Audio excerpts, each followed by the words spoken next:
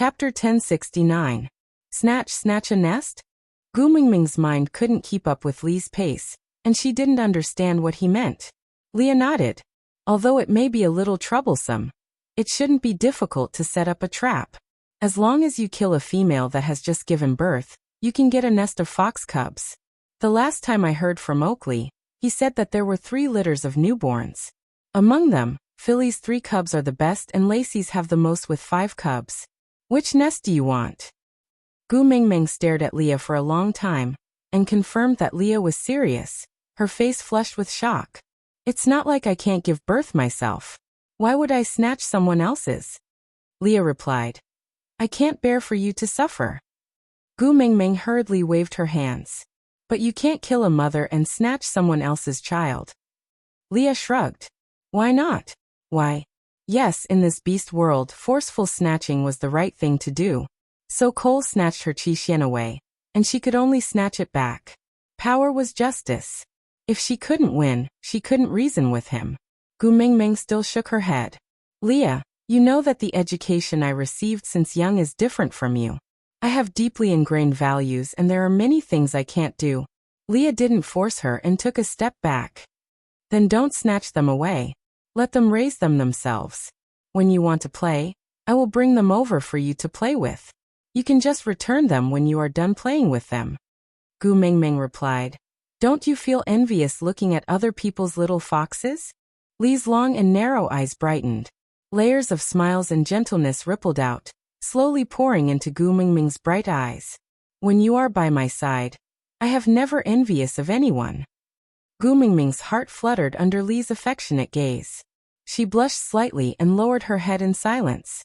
Cole, who had been waiting at the stray beast camp for a long time, but Gu Mingming and the rest still hadn't appeared. He came over and heard Li's confession. He snorted in disdain. If you care about everything with your mouth, what about a mute? With a pop, the romantic dividend bubble was burst by Wuxia. Gu Mingming sighed and shook her head in exasperation. You're an old bachelor. What do you know? I am only over 800 years old this year. You are the 10,000-year-old bachelor.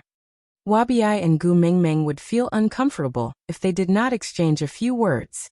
Gu Mingming wrapped one arm around Elvis's neck and the other around Leah. She said, I have a partner, I can't afford to be a bachelor. Wuxia gritted his teeth. Great, Gu Mingming found another point to mock him. Damn it, if I had known earlier, I wouldn't have been so talkative. What a waste of time. Wuxia pretended not to hear Gu Mingming's provocation. He swung his tail impatiently. Are you leaving or not? What? Are you going to spend the night here? Look, the isolation belt is less than 10 steps behind you. Even a snail can walk faster than you. Before Gu Mingming could say anything, Elvis spoke up. I met with some trouble just now, so I was delayed for a while. Wuxia immediately became alert. He looked around. Did Cole find trouble with you just now? Chapter 1070. Then, Wuxia wanted to ask more, but was interrupted by Gu Mingming. Let's hurry, I want to return to Saint Nazaire as soon as possible. Gu Mingming thought to herself, after such a big fuss, Victor's matter had finally been settled. She better not let that idiot Wuxia bring it up again. How could Elvis and Leah not understand her? But that Victor wasn't worth pursuing too much. It was enough for them to make their stance clear. It was not worth it to harp on and make things difficult for Gu Mingming. Moreover, if that stupid tiger hadn't used his age to agitate Elvis and Leah, they wouldn't have cared about him at all. After a day's journey, they found a cave to rest in at night. Elvis and the rest had dug this cave the last time they returned to Saint Nazaire from the stray beast camp. At that time, they had thought that Natalie and Peter were here, and given Gu Mingming's character, they would definitely come here often. So they had dug this cave in advance, so that Gu Mingming could rest on her way back and forth. The cave was well hidden, and with Gu Mingming's beast king scent lingering around, ordinary beasts wouldn't dare to approach, not to mention wild beasts.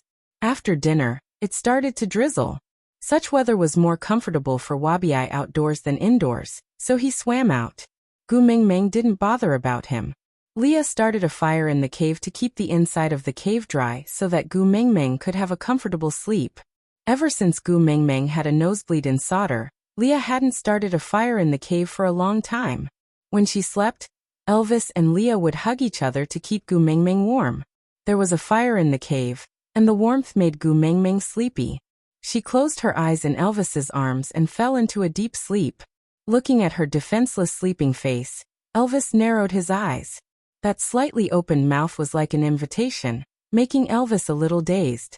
Before his brain could make a decision, his lips were already pressed against that wet spot.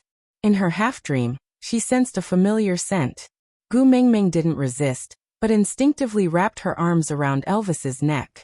This action was undoubtedly a form of encouragement, making Elvis, who only wanted to steal a kiss, even more irresistible. Flipping over, he pressed one hand against the side of her ear, and the other around the back of her head, using his forearm as a pillow for her. He half knelt in between her legs to support his body's strength, sticking close to her but not crushing her. This kiss gradually developed from light and sweet to lingering. As she was too familiar with Elvis, Gu Mengmeng instinctively responded to this kiss but did not open her eyes, as if it was an unconscious action in her sleep. When her tongue responded to his teasing, he seemed to have received some kind of permission, and became even more unbridled. Gu Mengmeng, whose pajamas were already heavy from the warmth of the campfire, felt even more dizzy from Elvis's kiss. Her brain could not react, but her body gave the most direct response. The fox's seductive fragrance filled the entire room. The fragrance was strong and alluring. Xiaoming, you're giving your permission, right? Elvis's deep and hoarse voice rang beside Gu Mengmeng's ear, teasing the string in her heart. Gu Mengmeng moaned, because of the ticklish feeling. She twisted her body twice, as if expressing her dissatisfaction at Elvis restricting her movements. Chapter 1071. Elvis had not started eating for a long time, and so was Leah. But, I will go out and guard for you. Leah stood up with much difficulty, fighting with his rationality and desire. Elvis also knew the reason why Leah gave up on joining when he was in the throes of passion. He was afraid that Gu Mengmeng would pester him to mention the little fox again, so he avoided her alone. After all, if Gu Mengmeng really wanted to pester him, how could he and Leah resist her? But you can't hide from her forever. Leah paused his steps with much difficulty. He did not turn back, afraid that he would pounce on her, so he said, "Bear with it first. We will talk about it after she forgets about it." Elvis looked at Lee's back view and remained silent for a moment before saying, "Next time, I will help you guard." Yeah. Leah still walked out in the end, even though every step was difficult, and he was in a pathetic state. But it was better than enduring the fire burning his body. It was better than watching her suffer so much just to give birth to a nest of spoiled cubs. Sitting at the entrance of the cave, Leah looked up at the sky and smiled bitterly. "I told you before, it's enough for us to have one fox in our family, but you just won't listen, so naughty." In the cave, the atmosphere became even more intense after Leah left. Elvis caressed Gu Mengmeng's hair lightly and called out gently, "Xiaomeng, open your eyes and look at me, yeah?" Yeah. Gu Mengmeng was already awake, but her eyelids were so dry that she was unwilling to open them. Women were just so strange. She would not have any thoughts before experiencing it, but after experiencing it, her body would start to have needs. Moreover, the more wonderful the experience, the better her body would be developed, and the more sensitive and eager she would be toward certain things. Elvis's comfort had long ignited Gu Mengmeng's body. It would be a miracle if she could still sleep peacefully. Wrapping her hands around Elvis's neck, Gu Mengmeng turned around and laid on his chest. She rubbed against his neck in a coquettish manner, her little hands caressing his collarbone, and the tip of her tongue lightly licking his Adam's apple. Elvis's throat tightened and he instinctively swallowed his saliva, his Adam's apple bobbing up and down. This small response made Gu Mengmeng feel like a child who had stolen a fruit, and was especially interested in this moving candy. Her half-asleep body was even softer than usual. She laid on Elvis's body as though she had no bones and rested her head on his shoulder. Her entire body was emitting a seductive fragrance, and her body temperature was slightly hot, making Elvis's internal organs feel comfortable. The little person who was causing trouble did not open her eyes. Her small mouth wandered between his neck and chin as if she was tasting a delicacy. She nibbled and kissed, making his chin full of saliva. However, he was reluctant to pull the little person away from his body. The itch in his heart was unbearable, but he damn enjoyed the torment. Ha! Gu Mengmeng was born to torture him. Hubby, Gu Mengmeng called out softly. Elvis's bones completely melted when he heard her. He breathed heavily beside Gu Mengmeng's ear and gently bit her earlobe, asking softly, What do you want me to do? Gu Mengmeng bit Elvis's chin and did not use much strength. Then she said in a muffled voice, Kiss, hug and raise me up high. Elvis chuckled and the word good was drowned between their lips and teeth. The ground was full of flowers. The ambiguous flowers blossomed. Out of topic. Hurry, there's no time, hurry up and board the train. Look at the car plate. 4927792773. After boarding the train, look for the administrator to check the tickets. Babes with more than 800 fans can enter the VIP cabin and enjoy the special treatment of overflowing meat fragrance. Note: this train is not heading to the kindergarten. Please do not sneak onto the train if you want to go to the kindergarten. This train is not heading to the kindergarten. Please do not sneak onto the train if you want to go to the kindergarten. Chapter 1072. She had been tortured by Elvis too much. If she had given up and fainted as usual, she would have recovered after a day's rest. But because she had promised him, Gu Mengmeng forced herself to stay conscious and fight for half a night. She had truly experienced the difference in their abilities at every juncture. In a daze, she heard Elvis ask her if she wanted to set off. She said something in a daze, and then she felt her body start to move unsteadily. Yeah, it should be Elvis carrying her towards Saint Nazaire. Gu Mengmeng slept more peacefully this way. She slept for more than 2 days straight. When she woke up, she was in Frankston. Gu Mengmeng could recognize this place mainly because Hanston and Joshua were standing right in front of her. Yeah, 3rd-level rhinoceros and 1st-level apes. The tribe had taken in the old tribesmen who had attacked the Snake King Valley. They had once requested to mate with her in Sodder, but were threatened and mocked by Elvis and Leah. After that, they had never seen each other again. Gu Mengmeng remembered Leah telling her that Frankston and Saint Nazaire shared a border. They had never met before because they did not dare to appear in front of Elvis. This time, they were quite daring. Were they not afraid that Elvis and Leah would be unhappy and really destroy Frankston? Leah was preparing lunch for Gu Mengmeng. After Victor's lesson, Gu Mengmeng did not dare to show any attention to other males. She did not even dare to look around and just stared at Elvis's Adam's apple. She did not spare a single glance at Hanston and Joshua who were standing in front of her. Damn it, Elvis's jealousy was not something to joke about. She had already slept for 2 days and still felt pain all over as if she had been hit by a truck. And this was with the protection of the Beast King's abilities. If not, Gu Mengmeng really felt that she had been too rash in mating. She should have tried marriage in advance. Otherwise, it would be too late for regrets when she died in bed one day. Elvis was very satisfied with Gu Mengmeng's reaction. How good would it be if she could stay in his arms obediently like a kitten and not give anyone a chance? After knowing that the great messenger was passing by Frankston, the two of us specially came to escort you to ensure that you are safe in Frankston. Hanston said respectfully. No need. Gu Mengmeng waved her hands and said, Elvis and Leah are enough to take care of me. I don't need anyone else. Wabi rolled his eyes, which meant, do you think I'm not human? Gu Mengmeng glared at Wabi from the side of Elvis's neck, meaning to say, why are you pretending to be a human when you're just a pile of shit? Wabi didn't want to embarrass Gu Mengmeng in front of outsiders, so he tolerated it and didn't make a sound. He just slowly closed his eyes. Out of sight, out of mind. Hanston understood the meaning behind her words and thought that she was still upset about the time he had proposed to her in Sodder, so he said, Great messenger, don't misunderstand. Hanston knows that I am not worthy of you, and I have already put away those thoughts that I shouldn't have. This time, he was really here to escort the Lord Emissary. After all, this is Frankston's territory. If the great messenger encounters anything unpleasant here, we won't be able to bear the consequences. Chapter 1073.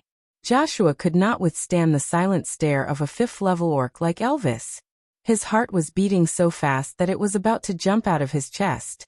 But from the corner of his eyes he saw Gu Mengmeng, who was nestled in Elvis's arms and had not looked at him at all. He did not have the right to challenge, but he could not give up. He lowered his head, not daring to look at Elvis in the eye, but said with a trembling voice, "I like the mighty messenger, this will not change. But I also know that I do not have the right to pursue her. So I will not do anything unnecessary to make myself look pathetic in front of the mighty messenger." "Ha!" Elvis chuckled and waved his hands, saying, "What makes you think that I will allow an idiot who covets my female to stand out in front of Xiaomeng? I will give you two choices, scram now, or..." Before Elvis could finish his sentence, he shook his body and instantly released his fifth-level beast pressure, then immediately retracted it. It was as if Joshua was inflated into a human-shaped balloon at the opening of a shopping mall in a second, then immediately deflated back to his original size. His knees gave way and he knelt on the ground, reverting to his original form, but he did not even have the strength to escape. Hugging his head with both hands, Joshua buried his face tightly in his knees, trembling all over. Hanston was here to express goodwill, and not to cause trouble. Seeing how Elvis was acting, if they did not leave now he might just kill the two of them right here, so he did not dare to delay any further. He only helped Joshua up and said, "Since that's the case, we'll head back first. After all, we are neighbors and we still have to rely on St. Nazir's water source to survive the dry season." Elvis did not say a word, just looking at Hanston and Joshua with disdain like a king, expressionless and dignified. After Hanston left, Leah swayed his tail and placed one arm on Elvis's shoulder, while the other reached into his arms to poke Gu Mengmeng, who was curled up like an ostrich. He laughed. Ha! He did not want to show his embarrassment in front of Gu Mengmeng. Ha! Did he think that we would allow him to maintain a good image in front of Gu Mengmeng? Seeing that everyone had left, Gu Mengmeng heaved a sigh of relief. She leaned on Elvis's shoulder and said, "He was just a first-level orc. Weren't you a little too ruthless? I was scared out of my wits." Elvis chuckled. "If it was in the past, I would have just bitten him to death. I was afraid you wouldn't like it, so I held back." Gu Mengmeng did not say anything else. After all, she had heard about what kind of person Elvis was in the past. He had already changed a lot because of her habits and personality. He had always been accommodating her, hadn't he? Leah prepared lunch and Gu Mengmeng ate it casually before continuing their journey. It only took half a day to travel from Frankston to St. Nazir. That night, Gu Mengmeng returned to St. Nazir, and before she entered the territory, a row of familiar people were already standing there waiting for Gu Mengmeng. Barit and Oratin, the two great guards, stood right in the middle. It was rare that Ian did not climb up the tree and just stood there looking at Gu Mengmeng with a faint smile.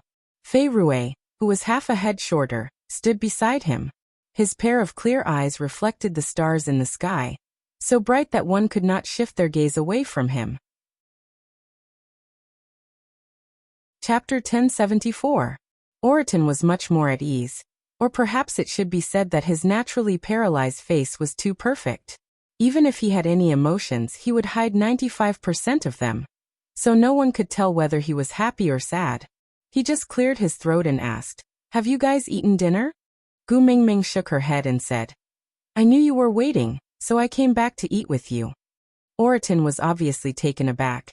Then he frowned slightly and said, "I have already prepared the prey for you. Today I am not eating. I will only help you cut the meat, start the fire and wash the cutlery." Oratin was not eating? Not only was he not eating, he was also watching from the side? Was he torturing himself?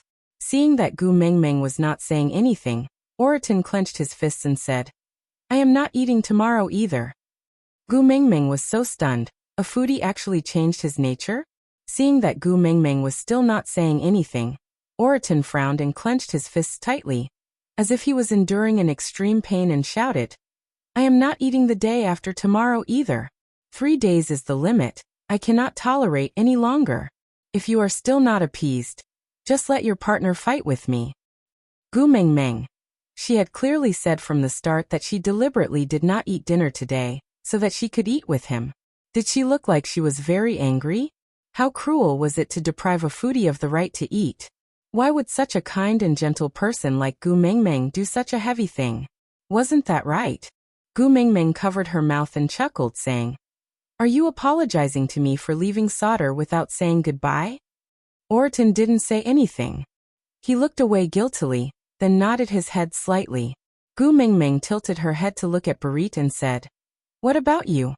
How do you intend to express your gratitude?" Barit's lips pressed into a straight line. He lowered his head and said, "I betrayed you. I should go to the platform of the deity's punishment." Gu Mengmeng did not express her opinion. She just said to Elvis, "I am hungry, let's go home first. We will talk after eating." Elvis did not care about the four of them at all. He just walked past them and returned to the entrance of the cave, putting Gu Mengmeng down. This was their habit. Every time they returned home, they would definitely put Gu Mengmeng down at the entrance. Then Gu Mengmeng would hold their hands and return to the cave. It had been a long time since anyone had lived in the cave, so there was a thick layer of dust. Elvis took out a beast's skin and laid a thick layer on the ground. He then placed Gu Mengmeng on the cushion and kissed her forehead before returning to the cave to tidy up. Leah started a fire in front of Gu Mengmeng and set up a stone pot. Without standing on ceremony, he took the meat Oriton had prepared, changed the knife, added some seasonings and started cooking. From the moment the fire was lit, Oriton's eyes never left the wok. Barit walked to Gu Mengmeng's side and sat beside her. He did not dare to look at her and just sat there quietly. After a long silence, he finally opened his mouth and said, "This time, I won't be able to survive." Gu Mengmeng tilted her head and looked at Barit, asking, "This is your way of compensating me?" Barit nodded and said, "Other than this life, I have nothing else. So, I can only offer this life to the beast deity to wash away my sins." Gu Mengmeng chuckled and said, "You did something wrong to me, shouldn't you be apologizing to me? Why did you give it to my father?" Barit looked at her. He did not understand what Gu Mengmeng meant. Gu Mengmeng asked, "You don't want this life anymore, right?" Chapter 1075. Gu Mengmeng smiled and took a deep breath, saying, "Since you don't want it, give it to me. From today onwards, your life belongs to me and you have to listen to me for the rest of your life. You have to give up your own sense of right and wrong and only obey me. This is called compensation. If you die so easily, I won't get anything. How is that considered as an apology?" Barit was stunned by Gu Mengmeng's reasoning. He was someone who had betrayed her. She was still willing to trust him again? She was still willing to give him another chance to stay by her side? He had thought that she would never forgive him. He had thought that she would never want to see him again. So he said he would go up the platform of the deity's punishment and never come down again. That way, she would be happier and appease some of her anger. But she said he belonged to her now? Why, you're not willing.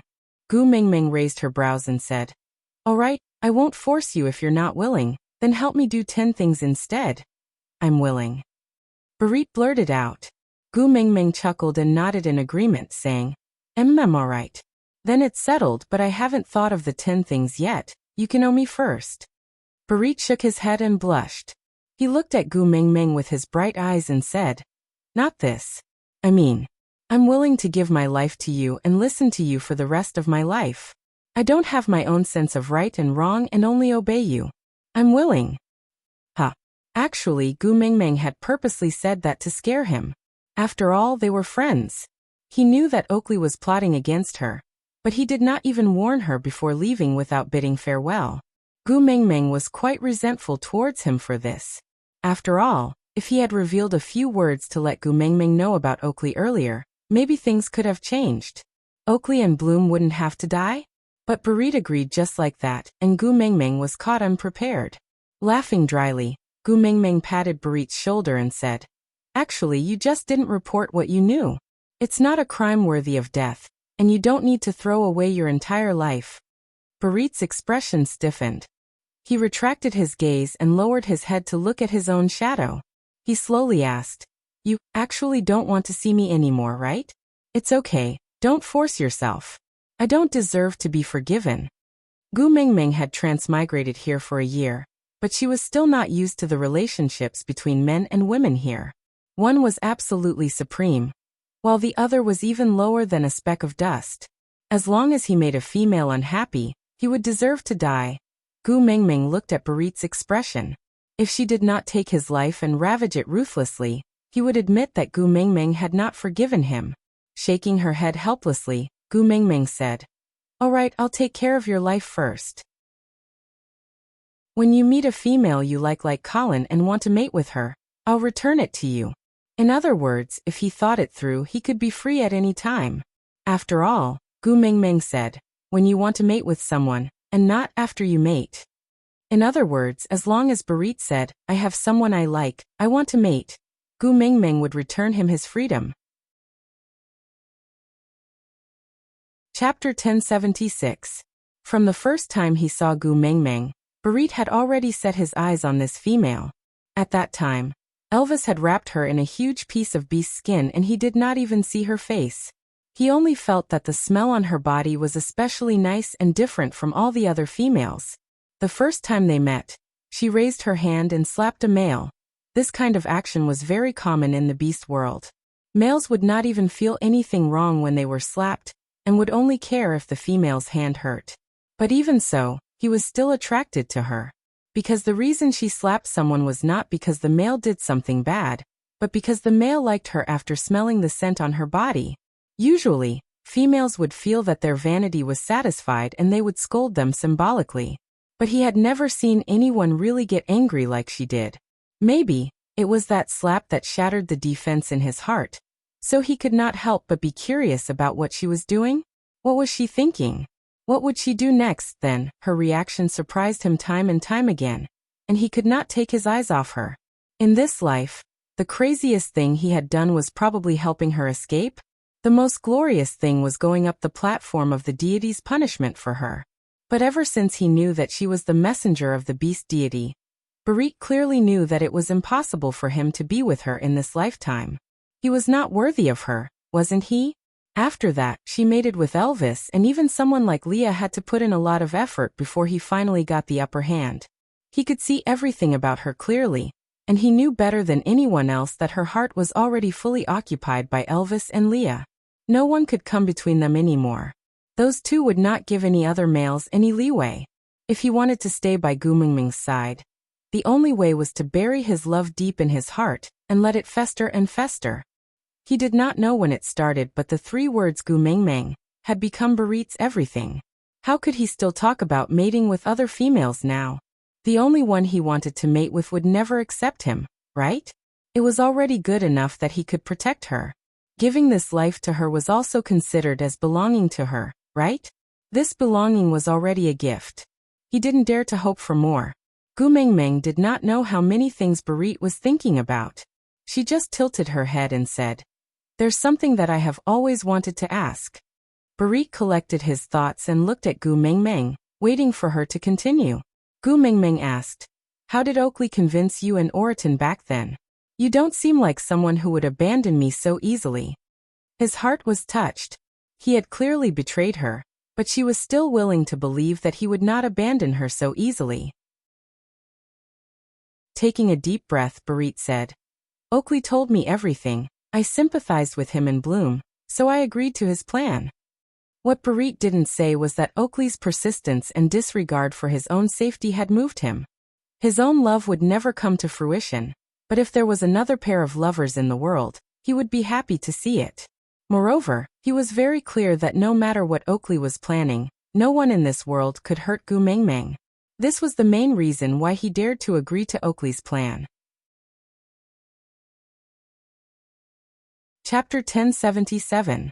After Leah finished cooking, Oriton was in a bewitched state. His eyes were fixed on the pot, and his face was flushed red. Gu Mingming felt that even if she suggested chopping off one of Oriton's hands in exchange for him eating, he would not even blink, and would only ask if it was his left or right hand. Gu Mingming was very naughty as she deliberately used an exaggerated eating method to taste Lee's cooking. She used the words commonly used in food shows to exaggerate her praises, while purposely waving the bowl in front of Oriton. She pretended to be innocent and said, "It smells so good, Oriton, take a sniff." Oriton wanted to hit someone. Gu Mingming put down her bowl and chopsticks, holding her chin as she looked at Oriton and said, "Answer a few of my questions. If I am satisfied, I will let you eat." Oriton's expression did not change from beginning to end. He still had a poker face, but his eyes obviously lit up.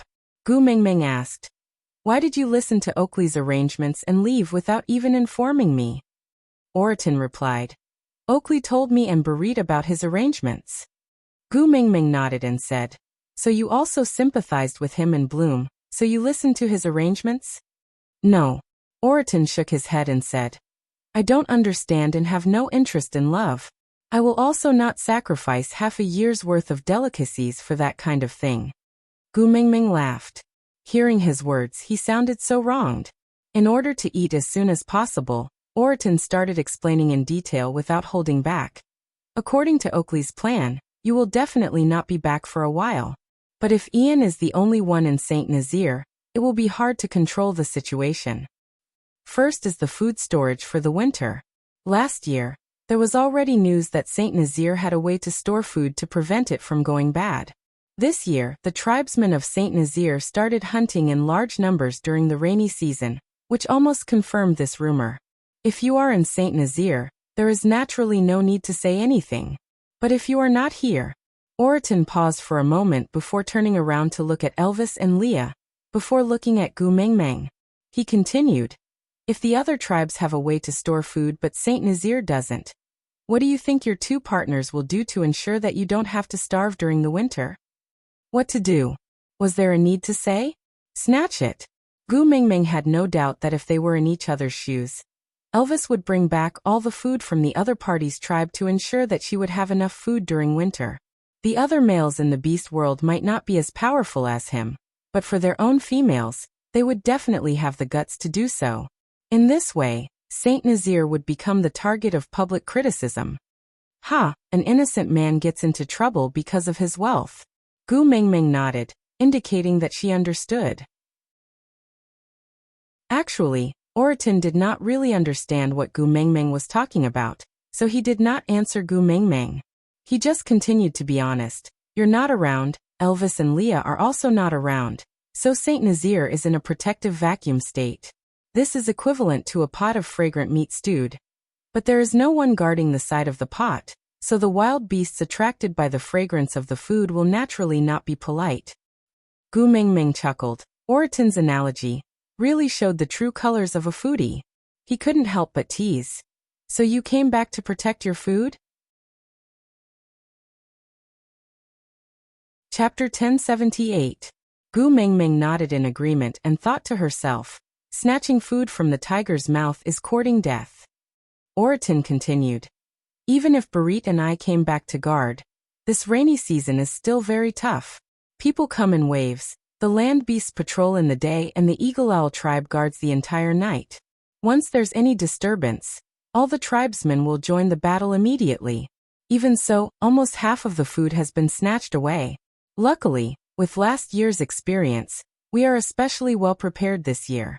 So even if a lot of food has been snatched away, it's still enough for everyone to survive through the winter." Gu Mingming nodded and felt a little more at ease. Actually, the reason why she dared to abandon the entire St. Nazaire and head to Sauter was mainly because the families of the 16 valued females she brought back from the beauty pageant all had powerful males. Each family had at least 1 or 2 4th-level beasts, and at least 4 or 5 3rd-level beasts. This kind of strength was enough to look down on the entire beast world. In terms of the tribe's overall strength, no tribe was a match for them. But Gu Mingming had neglected one thing. These 16 valued females came from 16 different tribes. They were originally the most beautiful females in their tribes, and the males in their families were all extremely powerful in their original tribes. This led to a very serious problem. No one was willing to submit to anyone, and they would only care about their own family's matters when faced with a problem. So Oakley arranged for Barit and Oriton to come back, because they were the messenger's guards and had a certain status in the beast world. In addition, those females had a kind of blind admiration for Gu Mingming, and even looked up to her guards. So the two of them had to come back. Not just to increase their fighting strength, but more importantly, to have someone who could make the decision when faced with a problem. They would not let Saint Nazir become a pile of loose sand and be defeated by others one by one. Oriton continued. The rainy season after the winter is better. There's plenty of water and food, but the following dry season is the second problem. Gu Mingming's heart skipped a beat and she frowned. Water source. Oakley had spread the news about the water source. Sauter was indeed the #1 battlefield, but those who did not dare to face Gu Mingming, and the rest would naturally set their sights on Saint Nazir where the great demon king was not at home. After all, there was also a well here. Water in the dry season was equivalent to food in the winter, and the temptation was fatal. Oriton stared at the meat in Gu Mingming's bowl and swallowed his saliva. Then he continued. Luckily Fei Rue has been guarding the well all this while. Once someone nears the well, he will let out a high-pitched warning sound, and the tribesmen will rush over in time. These rounds of battles are really exhausting. Letting out a sigh, Oriton continued. If you had not returned, we would have been thrown into a new round of battle. Yes, the rainy season had arrived, and it was time to prepare food for the winter. If Gu Mingming was not around, the fight for food would definitely happen again. Gu Mingming sighed, feeling that she would not be able to spend this rainy season comfortably. Chapter 1079. It was not an exaggeration to say that Oriton's eyes were almost shooting out lasers, the kind of intensity that could shoot down a plane in the night sky. All the blood vessels in his body were about to explode, but he still looked at Gu Mingming with a poker face and asked, Are you really giving it to me? Gu Mingming felt like laughing at Oriton's expression. It was clearly written on his face that I will bite you to death if you don't give it to me. But his mouth still asked such an additional question. TSK, he was just being honest. She directly stuffed the bowl into Oriton's hands and said, Here, eat it. Oriton did not even bother to say a word of thanks as he directly lifted the bowl and poured the contents into his mouth. Yes, using chopsticks was too slow. He had already suffered for more than half a year, and every cell in his body was screaming for Li's food. He was really hungry and thirsty. Gu Mingming did not know whether to laugh or cry as she watched him eating. Those who did not know better would have thought that he was a starving ghost that crawled out from hell. Slow down, don't chew your own tongue too. Gu Mingming teased. Sorry, your good friend Oriton has already gone offline. Gu Mingming scooped another bowl and passed it to Barit, saying, You eat too, you've worked hard for so long. Barit was not as stubborn as Oriton about food. Although Li's food was indeed delicious, Barit felt that such exquisite food should be eaten by females. Males did not need to be so particular about food, but this bowl was given to him by Gu Mingming personally. Not to mention delicious food, even if it was a bowl of poison, he would not waste a single drop. Ian sat on the tree in a sickly state and lowered his head to look at Gu Mingming, saying, Hey, I leveled up.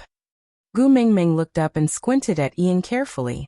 He still looked like a sickly prince, but if she looked closely, there was an extra feather above his ears.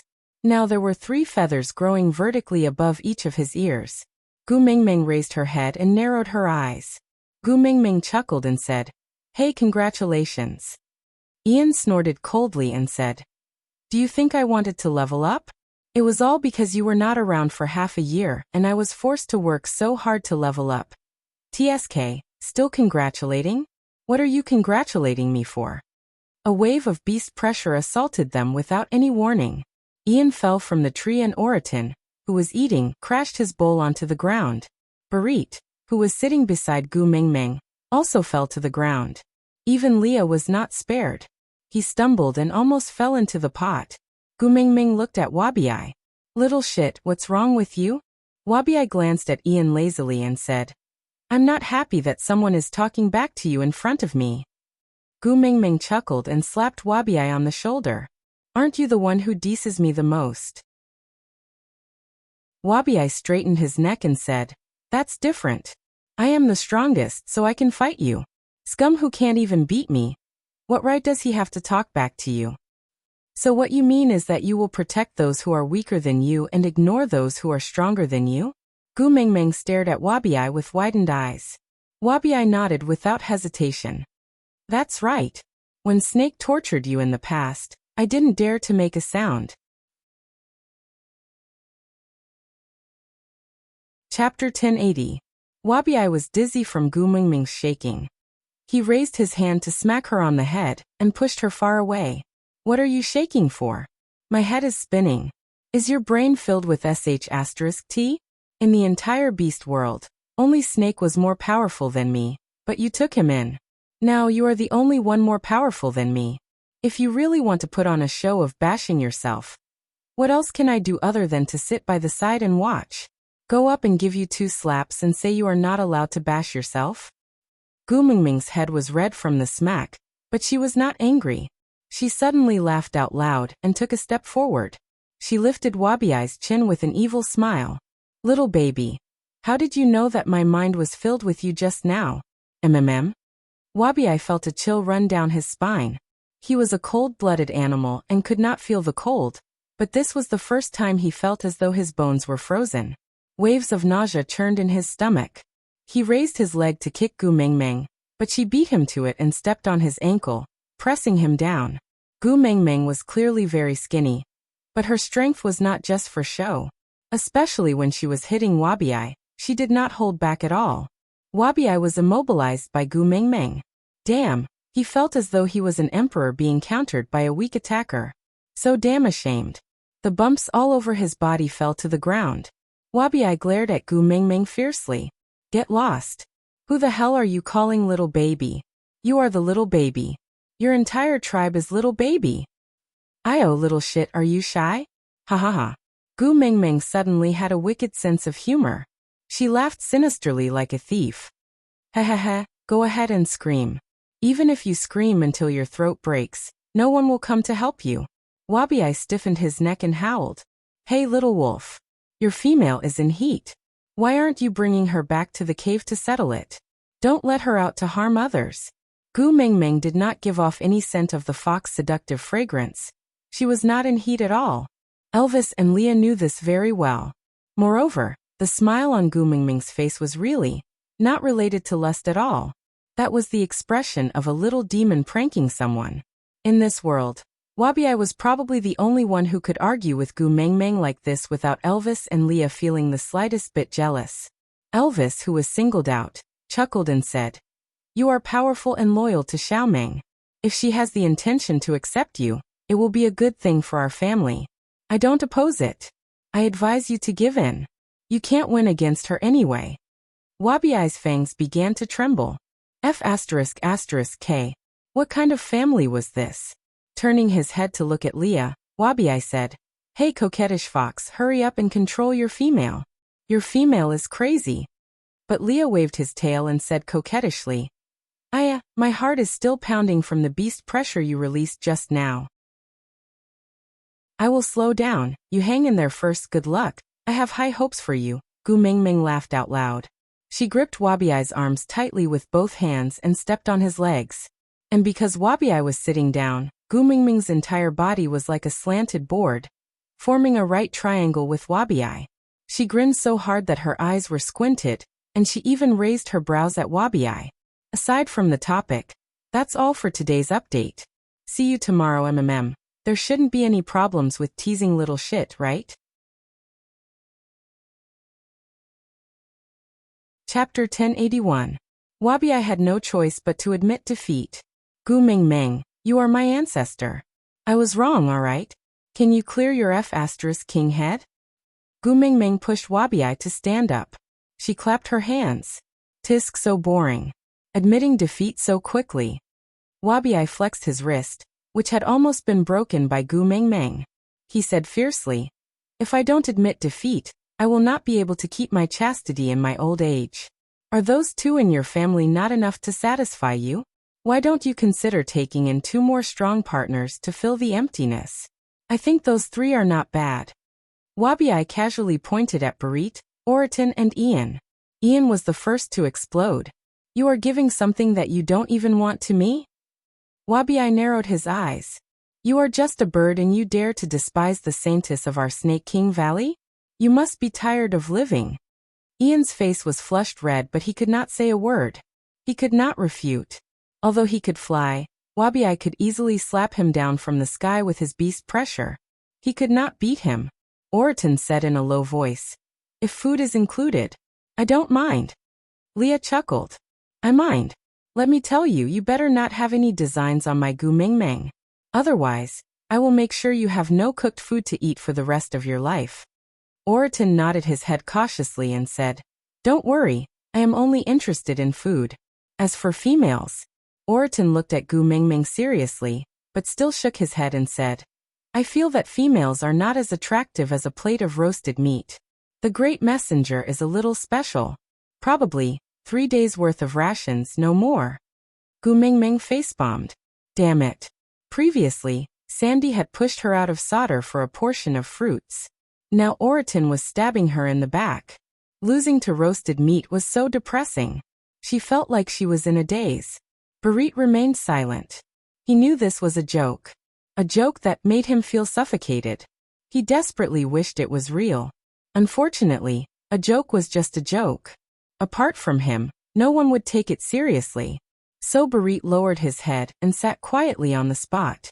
He tried to calm his surging emotions from Wabiai's casual pointing. He unworthy.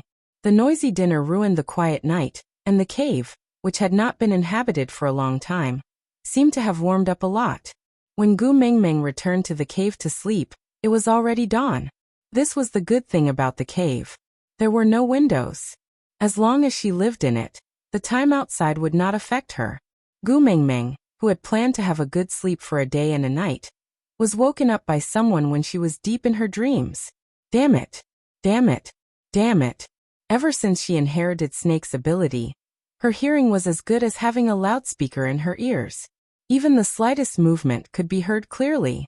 This obvious fighting sound was like a series of kicks being thrown into her ears. Gu Mingming sat up abruptly and realized that Elvis and Leah were no longer in the cave. Needless to say, the ones fighting at the door were definitely the two of them. Gu Mingming rolled up her sleeves and walked out in an aggressive manner. As she walked, she hollered, Sparing people from their dreams is like killing their parents. Damn it, which one of you doesn't want to live anymore? How dare you disturb my sleep? The fighting sound stopped abruptly. Elvis and Leah ran in together. One hugged Gu Mingming firmly while the other hurriedly handed her a cup of water. After all. Chapter 1082. Gu Mingming's entire body was emitting a dark aura. The lack of sleep had caused her to be in an extremely bad mood. The moment she came out of the cave, the sunlight was blinding. Elvis's large hands gently covered her eyes, so that she could adapt to the light. Ever since she inherited Snake's abilities, her eyes were no longer the only way she could explore the world. Every cell in her body could tell her what was happening in places she could not see. Who are you? What's the matter? Gu Mingming's face accurately met with the people causing trouble at her door. Her teeth chattered loudly. Gu Mingming's voice was clearly gentle, but it made those few people shudder in fear, as if they had been frozen into ice under the scorching sun. Great. Great messenger. Wee. Those people were so frightened by Gu Mingming's anger that their stomachs cramped up. Damn, they had been stray beasts for so many years and had done all kinds of dirty deeds. They had gone through so many life-and-death battles and faced countless near-death situations, but they had never felt so scared before. Indeed, bad people should stick to their character. It was much easier to snatch things than to give them away. Damn, it was really hard to be a good person. It was too scary.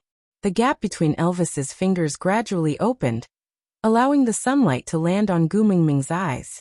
Gu Mingming could already see the huge stone basins behind the stray beasts. They were filled with grapes.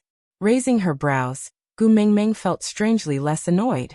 Her tone also became better, but she was still a little lazy. She rested her forehead on Elvis's shoulder and glanced sideways at the orcs who had come to deliver the gifts. These are for me? Who asked you to deliver them? Great Lord Cole asked us to deliver. The stray beasts also felt very aggrieved. They did not back down when they were fighting Elvis just now, but now they could not even straighten their tongues in front of Gu Mingming. TSK. Although she had guessed it, she was still in a bad mood. Rolling her eyes, she said, Take them away, I don't want Cole's things. With that, Gu Mingming turned her head back to Elvis's shoulder, indicating that she wanted to return to the cave to continue sleeping. Upon seeing Gu Mingming's reaction, The stray beast immediately said. But these fruits were personally plucked by young master. Sir Cole is only helping young master to deliver them.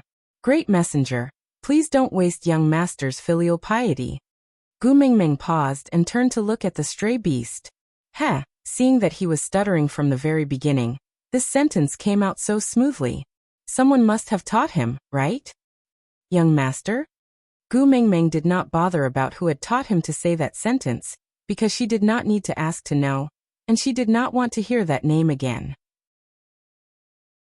The stray beast saw that Gu Mingming had indeed stopped in her tracks after following Cole's instructions. Even her reaction was exactly as Cole had predicted. He felt more assured and did not stutter so much. He nodded and replied, "Yes, young master Qixuan." Gu Mingming frowned. She was in a very bad mood. She did not want Qixuan to have anything to do with Cole, but Qixuan had been kept by Cole's side for so long that even the stray beasts had to call Qixuan young master. What the F***ck? Qixuan was not Cole's son. But there was no point in talking to these small fries. Gu Mingming clenched her fists and said, "I know, leave the things here and scram." Chapter 1083. Gu Mingming squatted beside the few big basins of grapes, and reached out to pinch one before sending it into her mouth. Elvis snatched the grape away from Gu Mingming's lips and with a nimble tongue, he sent the grape into his mouth. After chewing for a while he said, "The taste is very mild, but it was indeed plucked by Qixuan. But since it was sent by Cole's men, I have to be on guard. You can only eat it if I am fine before nightfall, understand?" Gu Mingming said helplessly, "Have you forgotten that I have snake's poison in my body? In the entire beast world, I am the most poisonous person. Other poisons cannot harm me at all. Even if there is poison, it will be neutralized by snake's poison." Elvis tapped Gu Mingming's little nose and said, "If you have nothing to fear, be careful of being taken advantage of. Leah and I cannot afford to take any risks." Gu Mingming was helpless and had no other choice. These two people were overly protective of her, and could not bear to see any harm befall on her. And she rather enjoyed this protection, so she did not say much and just asked Elvis to put her down before asking him and Leah to carry the grapes into the cave. Gu Mingming was not fully awake, and now that the annoying fellows were gone, she naturally returned to the cave to catch up on her sleep. She slept all the way until the afternoon. Leah was afraid that she was hungry and entered the cave after cooking. He laid beside Gu Mingming and used his furry large tail to lightly brush her arm. His gentle gaze landed on Gu Mingming's defenseless little face, and he could not help but peck her lightly. He called out gently beside her ear, "Mingming, I am so bored, don't sleep. Open your eyes and look at me, mm. Gu Mingming hummed and instinctively hugged Li's tail, turning around and burrowing into Li's arms. Li's arms were filled by Gu Mingming, and his heart was also filled to the brim. His voice unconsciously became softer and softer, like a gentle breeze blowing past. His slender and bony hands were in Gu Mingming's hair. Her silky hair was as smooth as black silk, coiling around his fingers gently. "All right, I'll hug you until you want to get up." Kissing the top of her head, Leah chuckled. "I really don't know what to do with you." She did not know if it was because Li's gaze was too hot or because Gu Mingming had had enough sleep, but after a while, Gu Mingming raised her head and gave him a sweet smile even before she opened her eyes. Her voice was a little hoarse and carried the unique tenderness of a morning. Morning, it was just one word, but it moved the corners of Li's lips. He pinched Gu Mingming's little nose and said, "I was afraid that you would be hungry and hoped that you would wake up earlier. I also yearned for your dependence, and wanted you to sleep a little longer in my arms.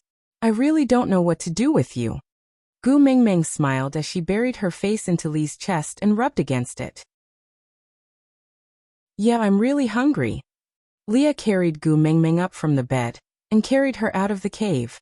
As he walked he said, "The food has already been prepared, just waiting for you to wake up." Gu Mingming was still hugging Li's tail in her arms. After waking up, she was like an angel, radiating a bright and gentle light. She was the complete opposite of the little demon she was in the morning. Chapter 1084. Gu Mingming turned to look at Elvis, who chuckled as he sat beside her. I saw that the table in Sauter's stone castle was quite suitable for you. It was troublesome to move it around, so I made one for you while you were asleep. Do you like it? Gu Mingming smiled and nodded. Although it is delicious to eat by the fire, I still prefer to sit at the table properly. Elvis had already noticed this, so he made a table for her the moment he came back. I will make a smaller one and place it in the cave. This way, you can eat at the table during winter. Elvis rubbed Gu Mingming's little head gently. He would give her whatever she wanted. Gu Mingming nodded. Then she looked at Oratin, who was circling around Li's stone pot, and Barit, who was standing in the shade and staring at his toes. Since you are here, come and sit here. There were 3 stone stools on each side of the rectangular table. The one in the middle was covered with a thick layer of beast skin. It was obviously Gu Mingming's seat. Elvis and Li's seats were naturally on the left and right of the table. Wabiai was already seated in the middle of the 3 stone stools opposite them. Although he did not care much about these cooked foods and the portions were too small, he still enjoyed eating with Gu Mingming. He felt that there should be a seat for Snake on this table. Since Snake was not around now, he would occupy the seat for Snake first. Oratin and Barit sat on the left and right of Wabiai. Meanwhile, Leah directly placed the large stone pot on the table and distributed their own bowls. It's still the most comfortable to eat at my own place. After eating her fill, Gu Mingming stretched lazily and leaned into Elvis's arms. She watched as Oratin cleaned the cutlery without any prompting. Meanwhile, Leah went into the house to take out a large plate of grapes and fed them to Gu Mingming one by one. Leah was a witch doctor and was from the same snow fox tribe as Cole. If he dared to feed Gu Mingming, it meant that there was nothing wrong with the grapes themselves. Moreover, Elvis had eaten some himself and did not show any adverse reactions. So Elvis did not insist on waiting until nighttime to eat these grapes. After Gu Mingming ate 2 grapes, her eyes suddenly rolled. Grapes? Little shit, you have to help me with something. Gu Mingming sat up abruptly and raised her brows at Wabiai. After yesterday's teasing, every time Wabiai saw Gu Mingming smile at him, his hair would stand on end. Crossing his arms in front of his chest, he leaned back and looked at Gu Mingming warily. What? Gu Mingming slammed the table and roared. Put your claws down, don't look like you're forcing me to be a prostitute, alright? Wabiai stiffened his neck. Do you think I should take it down just because you want me to? Do you think I don't want face? Gu Mingming clicked her tongue in disdain and said, Alright. You can just maintain this defiled look and stay there. It's up to you. Wabiai's temples throbbed. What did she mean by defiled? Why does it sound so awkward? He glared at Gu Mingming and said, What exactly do you want me to do? Say it quickly.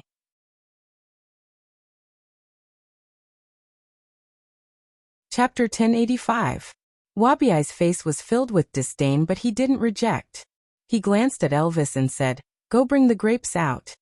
Elvis directly ignored Wabiai's words.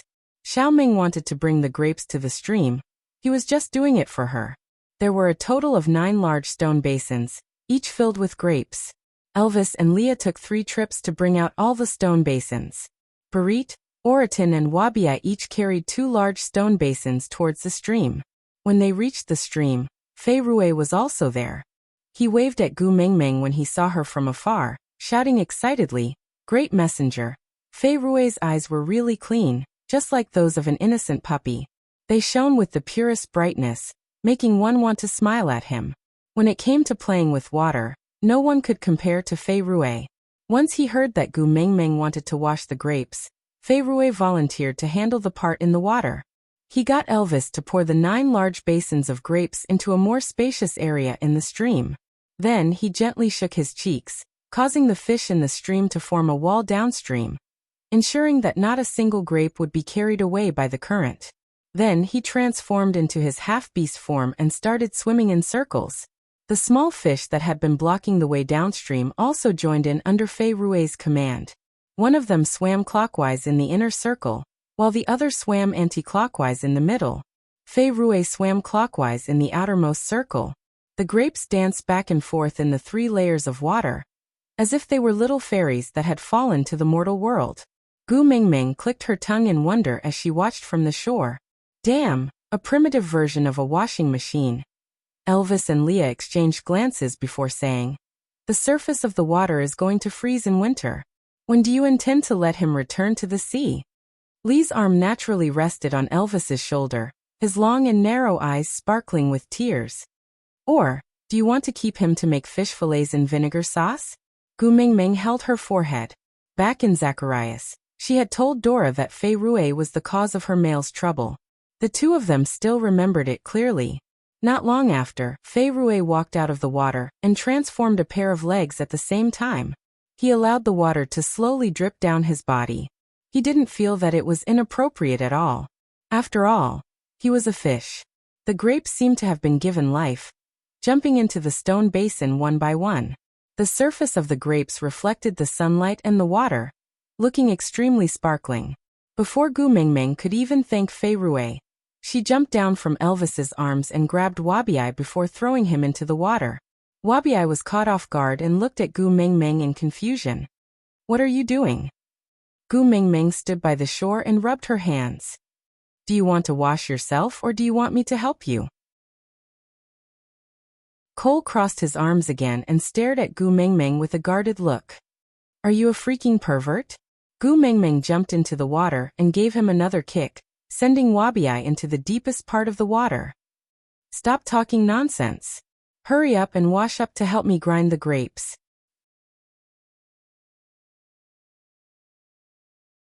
Chapter 1086. Wabiai looked at Gu Mingming as if she was an idiot. "Are you out of your mind? This basin is so small. How can I enter?" Gu Mingming tilted her head. "Just reveal your snake tail and roll around like how Fei Rui did in the water just now. Crush these grapes into pulp for me." Wabiai rolled his eyes at Gu Mingming before retreating into the stream. He reverted to his original form and coiled there. His body, which was as thick as a train, appeared in front of Gu Mingming. He said in snake language, "If you are not blind, look for yourself. Can I even enter?" Gu Mingming looked at Wabiai, then at the stone basin. This stone basin was so big that it could be used as a bathtub for her. But compared to Wabiai's original form, it was just like the cap of a mineral water bottle. If she wanted Wabiai to enter, it would really be difficult. Gu Mingming pursed her lips. "Little shit, you should lose some weight." Wabiai didn't even have the mood to strangle her to death. Anyway, it was not the first or second day that she had been causing a ruckus. He reverted to his human form. "Just crush them into pulp, right?" Gu Mingming nodded. Then Wabiai stuck out his tongue impatiently at a spot not far away. Then over a dozen little snakes as thick as an arm slithered out from the bushes. They didn't come to Gu Mingming. Instead, they entered the stream and swam for a long time, as if they were bathing. Then, Wabiai placed one of the stone basins by the stream. The little snakes directly jumped out of the water and landed accurately in the basin. Then they squirmed around in the basin, causing the grapes to bulge visibly. Then they slowly sank into the basin. Finally, Gu Mingming saw a little snake rolling around in the basin, crushing every single grape into pulp. Not to mention the whole grape. Even the grape seeds could not be seen. Using the same method, the 9 large basins of grapes soon turned into 9 basins of fruit puree. After the little snakes completed their mission, they swam out of the basin, washed their bodies in the stream, and then returned to the bushes as if nothing had happened. While the little snake was crushing the grapes, Gu Mingming had already asked someone to fetch the beast skin and beast tendon. She asked Elvis to scrape a groove on the side of the stone basin, then use the beast skin to cover the stone basin tightly, and use the beast tendon to secure it. This kind of sealing effect was definitely not very good, but there was no place to buy sealed cans here, so they could only do this for the time being. She got Oratin and Barit to carry the 9 pots back to Elvis's cave, while Gu Mingming brought her partner and Wabiai into the forest. After wandering around aimlessly for a long time, Gu Mingming set her sights on a towering ancient tree. Such a tree would definitely be priceless in the modern world, but it was not something rare in the beast world.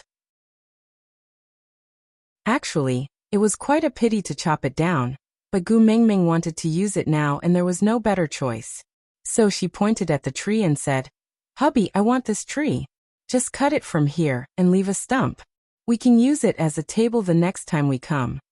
Elvis had helped Gu Mingming cut the bamboo previously, and was now considered a skilled worker. He cut wherever Gu Mingming pointed at, without any deviation.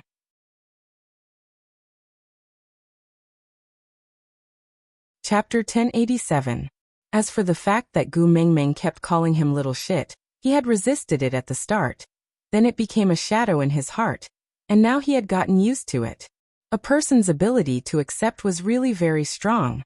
Sometimes, Wabiai would think that now that he heard Gu Mingming call him Wabiai, he felt strangely nervous and guilty, as if he had been caught doing something extremely bad. The snake tail coiled around the trunk of the tree as it followed Gu Mingming back. A 5th-level snake beast was a godlike figure no matter where he was placed, but he just had to be a porter for this little girl. But he just felt that it was not as comfortable as Gu Mingming ordering him around when others were serving him. TSK, a natural slave. Wabiai cursed himself in his heart as he dragged the tree back for Gu Mingming. Gu Mingming drew with her pen that the tree trunk should be cut into several sections at waist height. Then, she asked Leah to cut off a piece as thick as a finger from each section.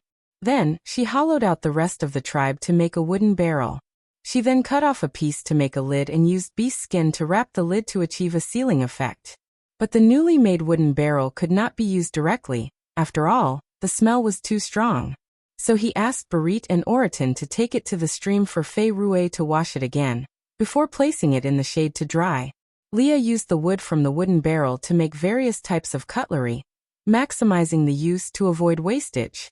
Although there were many trees in the beast world, Gu Mingming said that environmental protection is very important, so they tried not to cut down too many trees. If they really needed to cut down a tree, they had to make full use of it and not waste it.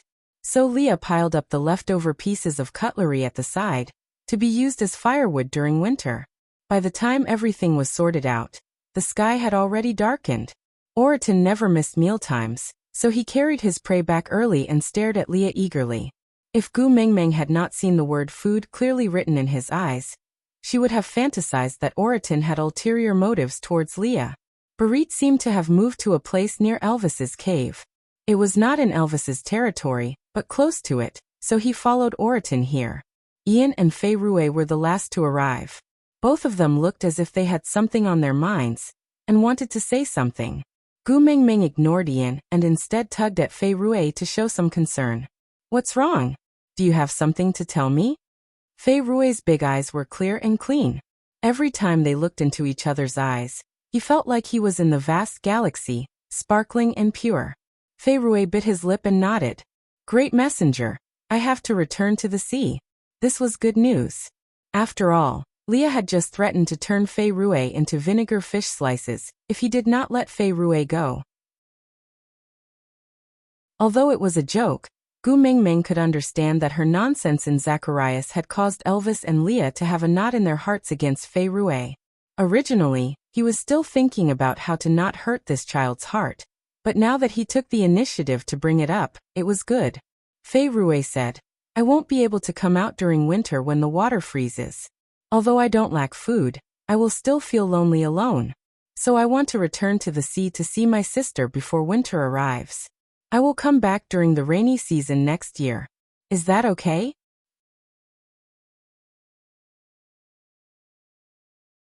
Chapter 1088. Fei Rue shook his head. "I am Fei Rue from Saint Nazaire. I am no longer the Prince of Bridges." Gu Mingming glanced at Leah guiltily, then at Elvis. She didn't dare to reply. Leah was satisfied with Gu Mingming's reaction. He wagged his tail. "When did you join Saint Nazaire? Why didn't I know?" Fei Rue blinked his eyes aggrievedly, then looked at Gu Mingming. His voice carried a tinge of sobbing like a little puppy. "Messenger, am I not from Saint Nazaire?" Gu Mingming's heart clenched at his question. She tugged at Lee's arm and pursed her lips. She looked at Leah pleadingly. Leah took 2 deep breaths. "Up to you." Gu Mingming then smiled and said, "Bridges is also a part of Saint Nazaire, so you are the Prince of Bridges and also a tribesman of Saint Nazaire. You are from the sea tribe, and are different from the land beasts. It would be too cruel to ask you to stay here even during winter. You can go back if you want. You can come back whenever you want. Saint Nazaire will always welcome you." Fei Rue smiled. His eyes curved like crescent moons. He nodded heavily. He looked extremely happy. That? Gu Mingming hesitated for a moment before saying, "There's something I feel I should tell you." "MMM?" Fei Rui tilted his head. He looked at Gu Mingming like an innocent child. Gu Mingming took a deep breath. "Dora is dead." Fei Rui's expression visibly stiffened. His eyes dimmed. He lowered his head. "Oh." Gu Mingming didn't press Fei Rui for his feelings. She also didn't want to know what had happened between him and Dora. After all, no matter who was in the right and wrong in the past, Gu Mingming still felt that since she was dead, all past wrongs should be forgotten. Gu Mingming sighed. Then she smiled. She wanted to ask Fei Rui when he planned to leave. But Fei Rui looked up at Gu Mingming first. He took out a beast skin bag and opened it in front of Gu Mingming. "Oh yes, great messenger. Do you need this?" Gu Mingming looked down. It looked like salt crystals, but they were much thicker than the ones in Saint Nazir. She dipped her hand into it and tasted it. It was indeed salty. Gu Mingming's eyes lit up. "Sea salt?" Fei Rui nodded and said, "Yes, we mermaids can extract this kind of salt from seawater, but we've never seen land beastmen need it before.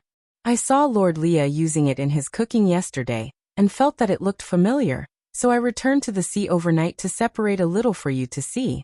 If it's something useful, I'll separate more from the sea this winter, and bring it back for you during the rainy season next year." The output of the salt lake in Saint Nazir was limited. Saint Nazir had already used up a lot of the salt to preserve food in the past 2 years. At this rate, the salt lake would be used up in less than 5 years. Fei Rui's discovery was a great help to Gu Mingming, so she nodded repeatedly. "It's useful, of course it's useful. Without this thing, I will die." Chapter 1089. Gu Mingming nodded and chuckled. But Leah tooted. "He has found a good reason to join Saint Nazir. This time, I can't do anything to him." Gu Mingming shook Li's arm and looked up with a smile. "All right, don't argue with a child. MMM?" Leah pinched Gu Mingming's little face. He finally gave up. "Then when do you intend to set off?" Gu Mingming asked. Fei Rui smiled and replied, "If the great emissary agrees, I will set off now." "So soon?" Gu Mingming was a little surprised. She thought he would set off tomorrow at the earliest. The sky was already dark. Fei Rui nodded. "Anyway, I am going by water. It doesn't matter if there is no sun.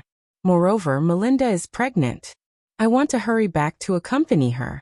After all, it is her first child. Melinda is pregnant." Gu Mingming's reaction was extreme. She immediately jumped up. Her eyes widened and the corners of her lips curled up uncontrollably. Leah pinched Gu Mingming's little nose. "If Sandy sees your expression, she will definitely be jealous." Wabi chuckled. "Those who don't know might think the child is yours. Get lost." Gu Mingming roared at Wabi. Then she looked at Fei Rui. "All right, hurry back. Help me send my regards to Melinda. Tell her I wish her and her child good health." "Yeah, I will." Fei Rui nodded. Then he tilted his head with a smile. "Then, great messenger, please enjoy your meal. I will take my leave." Gu Mingming insisted on sending Fei Rui off. After all, they would be separated for an entire winter. Elvis and Wabi accompanied Gu Mingming to the well to send Fei Rui off. Leah stayed behind to watch over the pot. After watching Fei Rui jump into the well, Gu Mingming rested her head on Elvis's shoulder. Actually, he didn't wish for Dora to die. I saw it just now. He was very upset when he heard the news of Dora's death. Elvis tightened his grip around Gu Mingming's waist. Females are a precious resource to every tribe. No matter how weak Fei Rui is, he was once the leader of a tribe. Dora was also someone he valued before. Gu Mingming's eyes widened. After Elvis said that, Gu Mingming frowned. She sat up straight and looked at Elvis. "So before I came, Sandy and Maya were also people you valued?" Elvis was stunned for half a second before he laughed. "Are you kidding me? Before you came, Saint Zay was just a place for me to relieve my boredom." In other words, he didn't care about the tribe, let alone the females in the tribe. In the past, if it wasn't for Leah who kept persuading him not to kill females for the sake of the tribe, how would Nina survive till now? He would have died 800 times over. If a perfect female was like that, what about a half-beast female? Gu Mingming thought about it and agreed. So she chuckled and leaned back on his shoulder. Hubby, am I so petty? The thought of someone else being important to you makes me feel uncomfortable. I like how petty you are. You have to maintain it, understand? Elvis kissed the side of Gu Mingming's face. Gu Mingming pursed her lips and chuckled. She nodded in response. Wabi rolled his eyes at the side. You only know how to flaunt your love for each other all day long. TSK, the entire world is filled with the sour stench of love. Digression.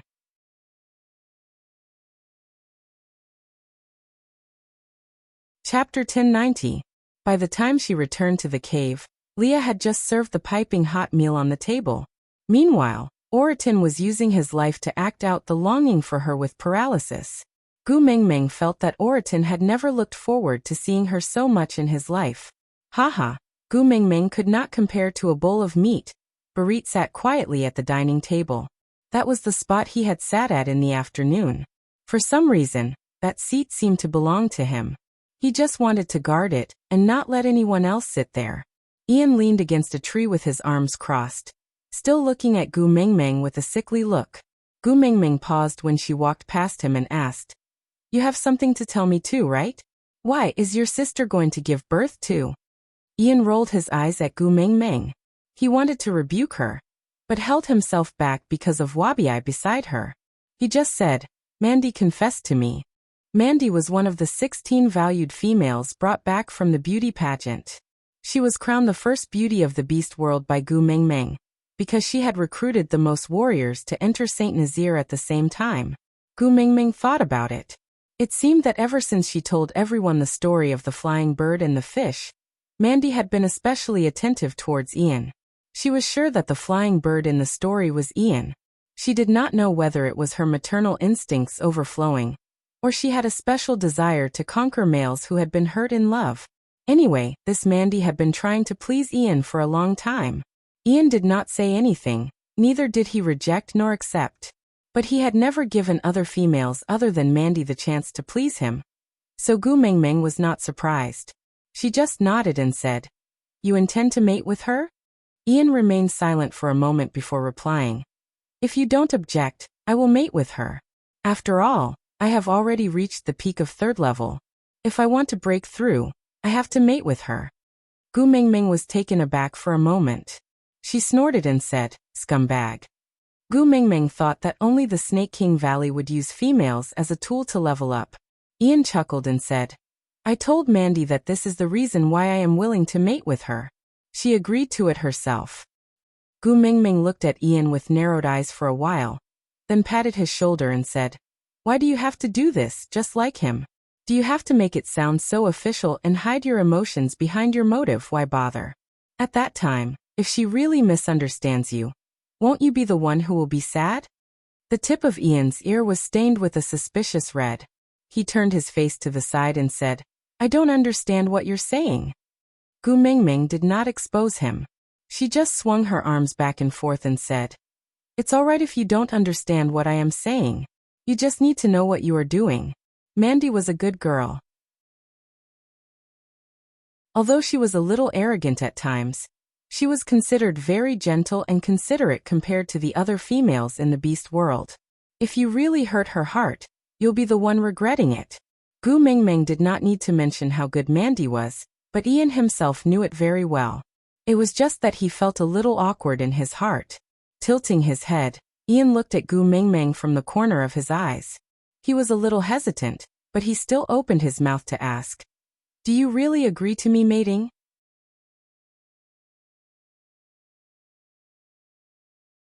Chapter 1091. Ian clenched his fists and took 8 deep breaths before barely stabilizing his emotions. Then he said, Did you forget that I was the one who formed the blood alliance with Leah? Once I mate, the blood alliance will be useless. Gu Mingming already knew about this long ago. Crossing her arms in front of her chest, Gu Mingming squinted at Ian and said, You flirted with Mandy last year and delayed mating until this year. Just because of this? Ian did not admit nor deny it. He just lowered his head and looked to the side. Although the bird tribe had always been arrogant, Ian was after all a hot-blooded male, and did not have much resistance towards females. Moreover, Mandy was beautiful and passionate, so it was natural that he could not resist the temptation. It was just that Gu Mengmeng had been too busy for the past year, and did not have the time to observe the emotional world of each of her friends. As a result, they had wasted so much time. Gu Mengmeng patted Ian's shoulder and said, "Didn't I tell you before? Our Saint Nazir does not rely on the blood alliance to keep people, but on the hearts of others. If your heart is with me, I don't need to restrict you and you will stay. If your heart is not here, you will only try your best to escape even with the blood alliance. What's the point of that?" Ian looked at Gu Mengmeng and did not say a word. Gu Mengmeng had indeed told him these words in the past, but Ian had not met Mandy then, so he did not take it seriously. After that, Ian developed feelings for Mandy, but was not sure how sincere Gu Mengmeng's words were. Moreover, even though the Eagle Owl tribe had pledged allegiance to Saint Nazir and many of their tribesmen had mated with Saint Nazir's females, he was still carrying a blood oath. He was also worried that once he mated and broke the blood oath, would Gu Mengmeng suspect that the Eagle Owl tribe was disloyal? But now it seemed that he had thought too much. Gu Mengmeng was much more broad-minded than him. Gu Mengmeng sat back at the table and ate a mouthful of the meat in her bowl. She sighed in satisfaction and said, "You are after all the leader of the Eagle Owl tribe. Your marriage must be held in a grand manner. It just so happens that Saint Nazir hasn't been lively for a long time. Let's use your name to celebrate. Let's all have some fun." Ian walked to Gu Mengmeng awkwardly and stood by the table to look at her. After a long while he said, "The Eagle Owl tribe has ceased to exist in this world since 2 years ago. I am also not some tribe leader." Pretentious. Gu Mengmeng clicked her tongue and did not reply.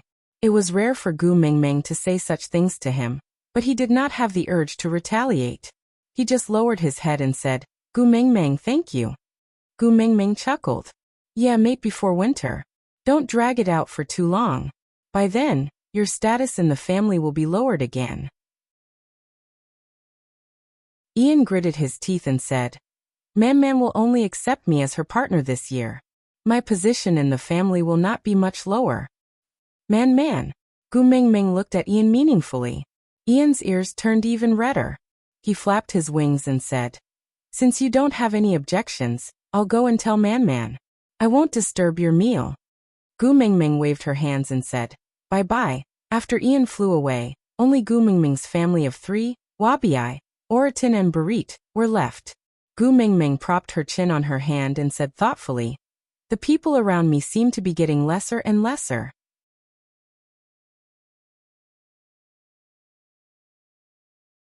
Chapter 1092. Gu Mengmeng. Wabi stood up from the stone bench.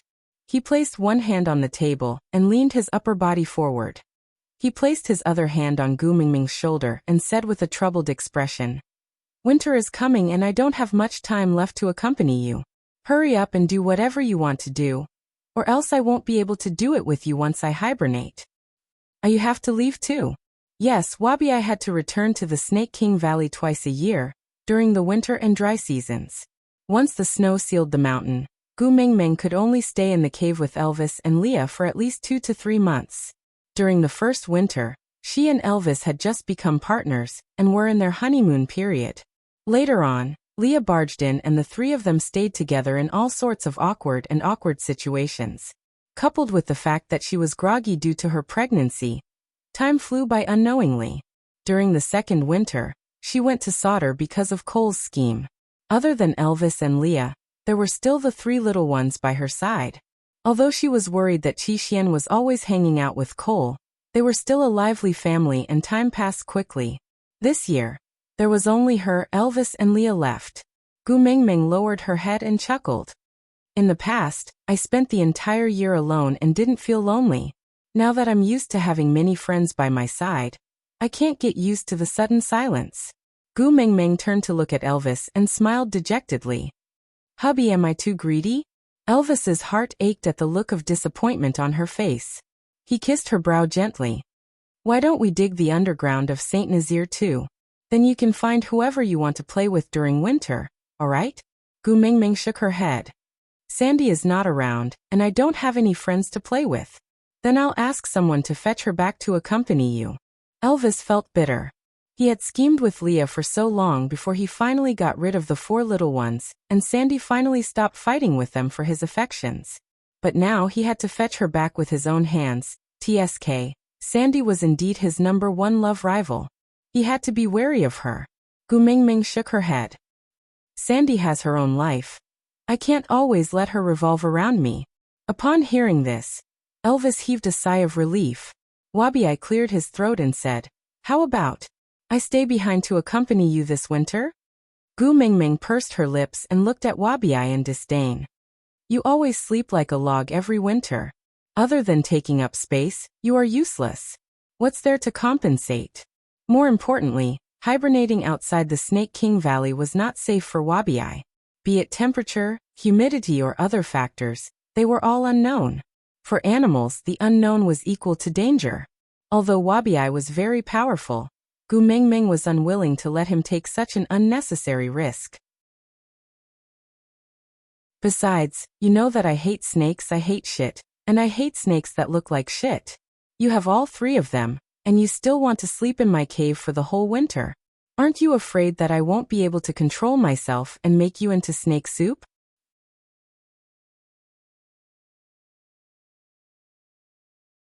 Chapter 1093.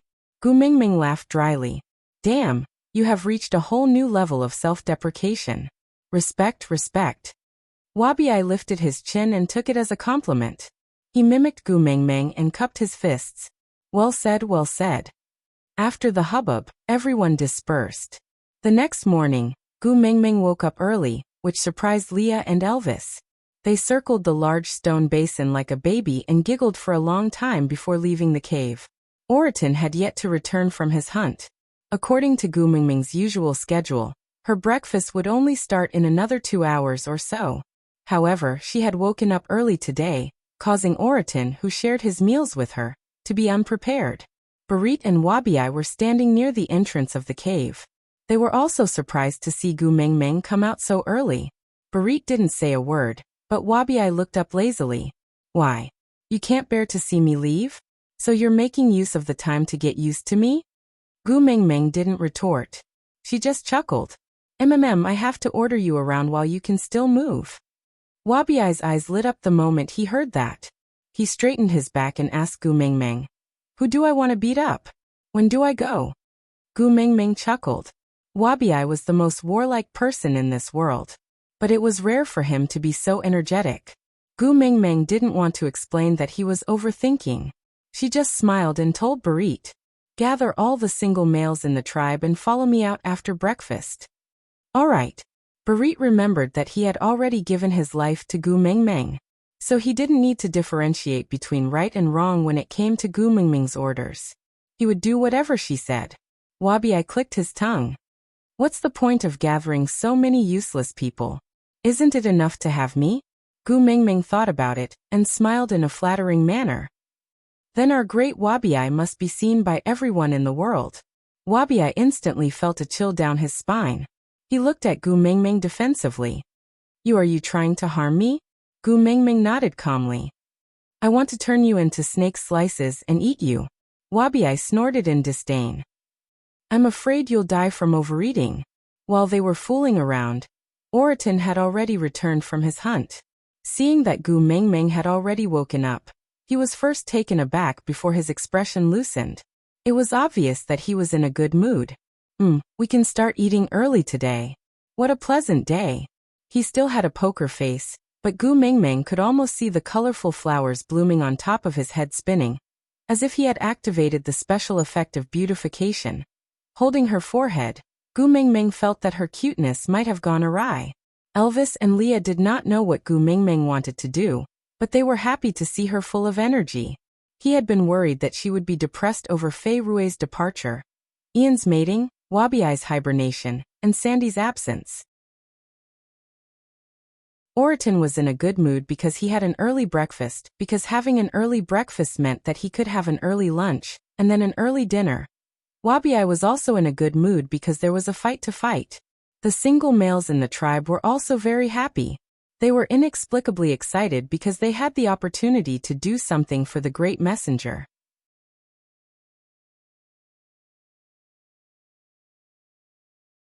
Chapter 1094. After that, there were many different versions of what happened in the beast world. The general direction was about how Gu Mengmeng led the people of Saint Nazir in a tough battle against the stray beasts, so much so that the stray beasts were too weak to come out and harass other tribes. Even those tribes that were treated as food every year were spared. This directly pushed Gu Mengmeng's reputation in the beast world to another level. Of course, there were many people who added fuel to the fire, such as spreading information to guide public opinion, and ordering the stray beasts not to go out and hunt during this winter. However, these were all stories to be told later, so let's not talk about it for now. Everyone except for Gu Mengmeng herself was dumbfounded when she saw Gu Mengmeng standing by the lake with her arms crossed in front of her chest. Gu Mengmeng smiled and asked Elvis, "Do you still remember this place?" Elvis looked around, then nodded with a chuckle, saying, "I remember, I came here before."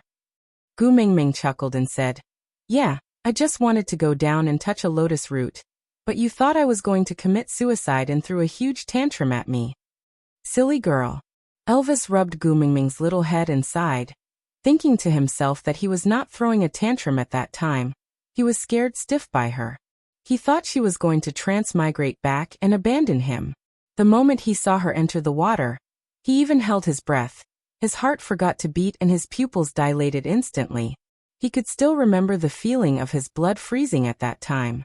At that time, he deeply felt fear and terror. The feeling of watching her slip through the cracks of his fingers, trying his best to hold on to her, but unable to touch her despite the ripples in the water. Even now, when he thought about it, he still felt like his heart was being pricked by countless needles. Gu Mengmeng did not refute and only took 2 steps back, saying, "I won't go near the water surface, I will just stand here. You won't be worried like this, right? MMM?" Elvis chuckled and kissed Gu Mengmeng's forehead, saying, "Go down if you want to, I'm not worried." MMM? Gu Mengmeng was taken aback. She clearly remembered that Elvis looked like he was possessed the moment she got close to the surface of the lake. Now he suddenly said that he was not worried? Elvis pulled Gu Mengmeng into his arms and said, "At that time, I was too uneasy. I was worried that I was nothing in your heart. Worried that you would abandon me without hesitation. Worried that there was nothing in the beast world that was worth your nostalgia. I was too afraid that you would smile at me and say goodbye before falling into the lake, sinking all the way down to a place where I can no longer reach." At that time, she had not mated with Leah yet. Elvis always felt that she only loved Leah and not him. No matter how many times she said that, he just thought she was comforting him. From the bottom of his heart, he did not believe that she had feelings for him. Did he really think that she could abandon him at any time? So no matter how tormented his heart was, he still tried his best to bring her and Leah together, just so that he could place a little more bargaining chip on her scale. As long as she hesitated for a second when she wanted to leave, it would be enough for him to catch her in time. At the end of the day, it was the incident of her jumping into the lake when she was heartbroken that had traumatized Elvis. Now he said he was not afraid anymore. So,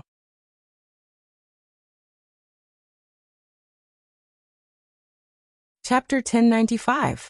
I'm sorry. Elvis hugged Gu Mengmeng and planted a kiss between her brows.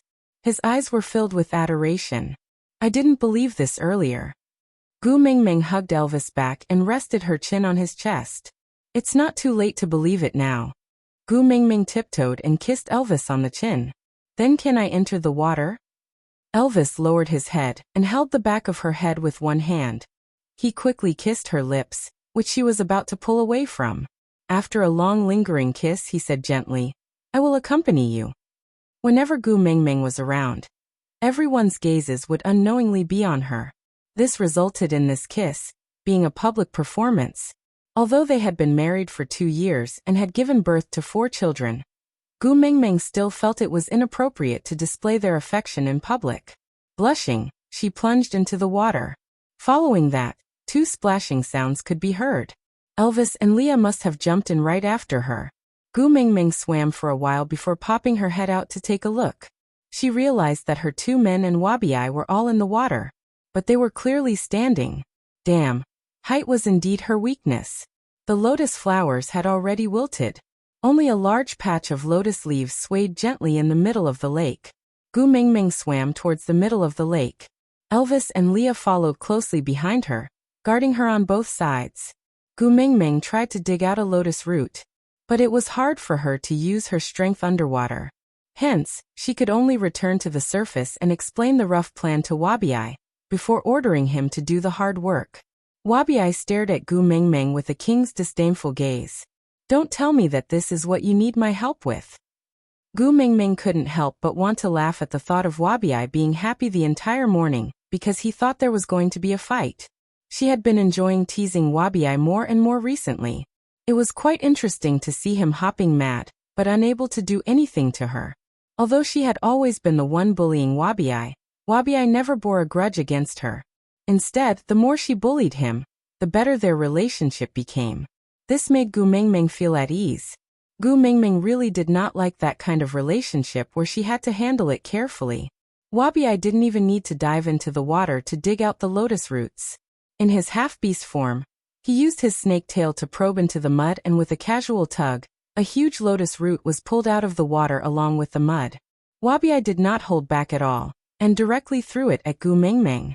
Elvis quickly caught the lotus root that was as thick as Gu Mingming's thigh, then looked at her in a daze. Although Elvis's hands were quick and avoided the lotus root hitting her face, it did not stop the mud on the lotus root from splashing onto Gu Mingming's face. F***ck. Now Gu Mingming could act as Master Bao just by sticking a crescent on her face. Little. **T. Gu Mingming wiped her face carelessly, then picked up the lotus and chased after Wabiai. It was rare for Wabiai to take advantage of something, and he felt an inexplicable sense of accomplishment. He felt as if he had reached the peak of his life. How could she catch up to Wabiai in the water? Even if she had the kiss of the beast god, she wouldn't be able to swim faster than a snake.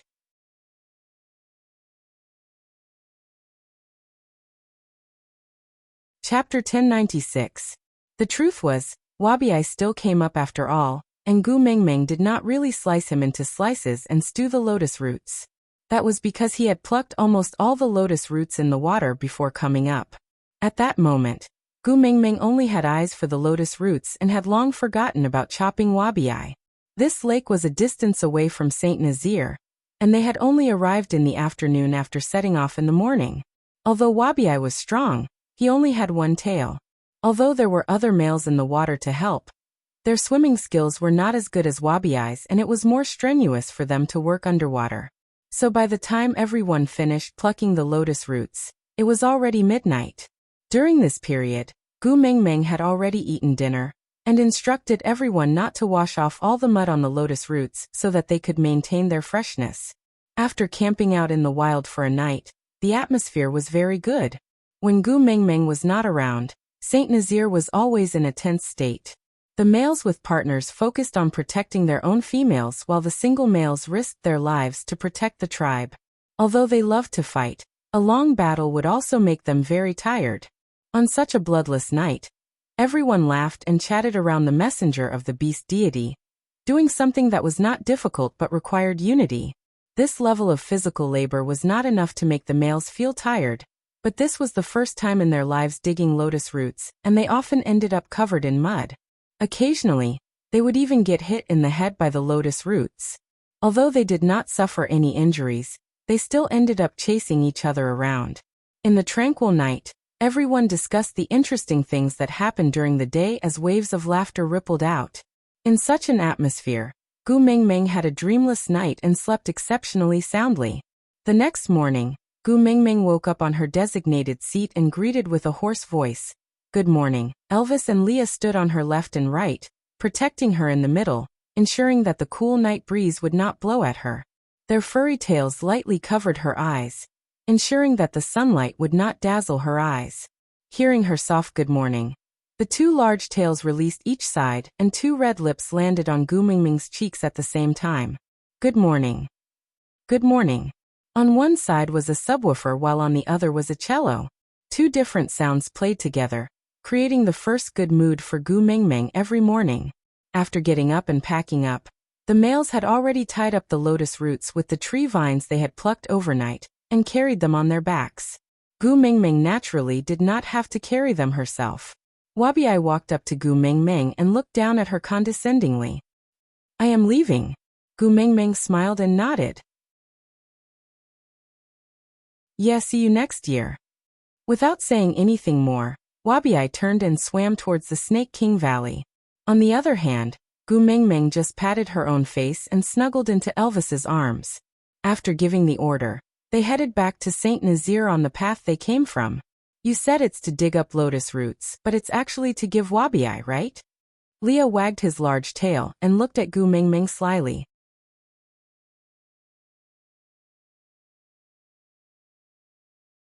Chapter 1097. After returning to Saint Nazaire, Guam Mingming distributed the lotus roots equally to the females and omnivorous orcs in the tribe. Gu Mingming's house had 2 portions for herself and Leah. Although it was not a lot, it was at least one more side dish compared to last year and the year before. Otherwise, Gu Mingming would really go crazy if she had to eat potatoes, meat and sweet potato paste every day. Elvis did not spend much time at home recently. He would leave very early every day and return very late. He had been busy hunting and storing food. He could not do much in terms of vegetables, but at least he had to try his best to satisfy Gu Mingming's needs in terms of meat. So not only did he demand quantity and quality, he also had an almost perverted obsession with the type of meat. It was as if he was collecting stamps and could not wait to hunt all kinds of stamps for Gu Mingming. Leah stayed at home to accompany Gu Mingming as he pickled the prey Elvis brought back. By right, this should be Lee's favorite job, but now, Gu Mingming supported her cheeks with both hands and tilted her head to look at Leah, who was rubbing the rouge and meat. She would poke Lee's chest with her fingers every now and then and chuckle. "Mingming," Leah called out to her helplessly. Gu Mingming smiled, her bright eyes reflecting the sunlight. She looked at Leah and said, "How long is the gestation period of a fox? If we work harder this winter, will we be able to have a nest of little foxes by the time winter ends tomorrow?" It was the topic of childbirth again. As Elvis already had 4 sons, Gu Mingming had never pestered him to talk about these things. From a certain point of view, it could be said that she had escaped a calamity. Leah had originally thought that she would forget about this matter after a few days, but in the end, once they were alone, Gu Mingming would pester him and talk about little fox nonstop. He didn't dare to tell her that he didn't want to give birth because she would look at him with tears in her eyes and ask him if he didn't love her. So he didn't want her to give birth to little foxes. Only God knew how much he wanted a nest of children of their own. But she had forgotten the torture she had suffered during her last labor, but he still remembered it clearly. That day, his whole body was trembling. His heart felt as if it was tied into a dead knot by thorns. Every breath he took made his heart ache. At that time, she was not his partner yet, but his heart had already ached to this extent. Now he couldn't bear to see her suffer in the slightest. If only giving birth was something that a male could do for her, then he would definitely fulfill her desire to have a nest of little foxes, even at the cost of his life. However, he couldn't feel the pain for her. "Hey Leah, are you really not going to touch me for the rest of your life?" Gu Mingming leaned forward and placed her little hand on Lee's shoulder. She laid her entire body on Lee's back and whispered into his ear. "During winter, the entire cave is sealed off by the heavy snow and the entire cave is sealed. Once I think about that, the fox seductive fragrance will fill the entire cave, and it won't dissipate. Are you sure you can endure it?" "I'm not sure." Leah gritted his teeth in anger. Did he still need the fox seductive fragrance? Now that she was sticking to him like this, it was enough to fill his chest with fire. He wanted nothing more than to immediately push her down and ruthlessly bully her.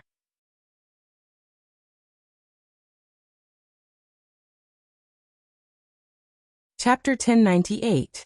Leah put down the salt and bacon in his hands and switched between his beast and human form, so that he was clean and spotless. Standing up, he hugged Gu Mingming in his arms, wrapping his left arm around her waist to encircle her tightly in his embrace. His right hand pinched her chin, adjusting the angle of her line of sight, so that her eyes could meet his. Leah looked at Gu Mingming seriously and affectionately. "Mingming, I am a witch doctor and I can say that there is no one in the beast world with better medical skills than me. But even so, when you were giving birth to Kanwu, I could only pray helplessly to the beast deity, begging him to let you be safe. The helplessness of watching you hover on the line between life and death while I can't do anything will really drive me crazy. But Gu Mingming wanted to say that it was her first time giving birth to Hutta and his brothers, so it was inevitable that it would be more difficult. Moreover, she now had Snake's powers to protect her, so she would definitely be fine. But Leah did not give her a chance to speak. All the words after her, but were stuck in her throat and crushed into lingering whimpers with the tip of his tongue. It was only until Gu Mingming was lying limply in Lee's arms and her nostrils were already filled with the faint fox seductive fragrance, did Leah finally stop the kiss. His long and narrow eyes were deep and misty, filled with infinite forbearance and helplessness. He said, "When you were injured in the Snake King Valley, the most fortunate thing for me was that I was a witch doctor and could save you. But I hope that my medical skills will never be used on you. Mingming, I said before, if you are hurt in the slightest, it would be destroying my heart. These words are not just empty words. When a female gives birth, there is a slim chance of survival. Even if you have Snake's powers to protect you, the pain is still there. The scene of you giving birth to Kanwu is still my and Elvis's nightmare. If I were to experience the scene of you being in so much pain, yet being unable to do anything about it, Mingming, I can tell you in advance that I might not be able to endure the pain in my heart, and cut open my own chest to crush my own heart with my own hands. Even so, if you still want to give birth to a nest of little foxes, I will give them to you." Gu Mingming stopped fooling around and looked at Leah with a pitiful expression. She pouted her lips and muttered, "If you don't want to give birth, then don't. Why did you have to make it sound so scary?" Leah heaved a sigh of relief.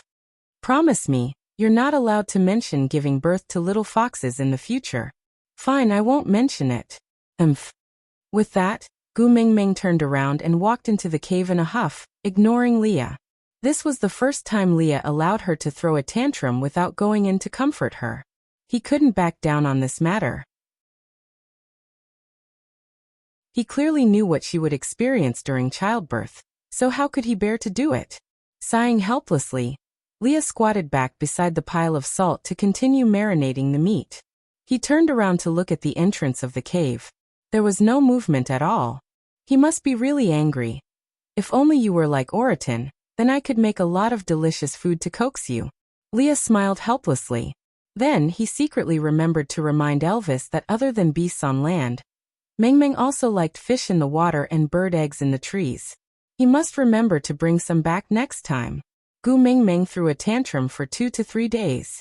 Elvis and Leah became very careful at home. In the end, Elvis couldn't stand Gu Mingming's gloominess and suggested a solution. Aside from the topic, "Yeah, today's update is over. Remember to help Susu light up the 5 stars when my babies leave comments. Thank you, baby."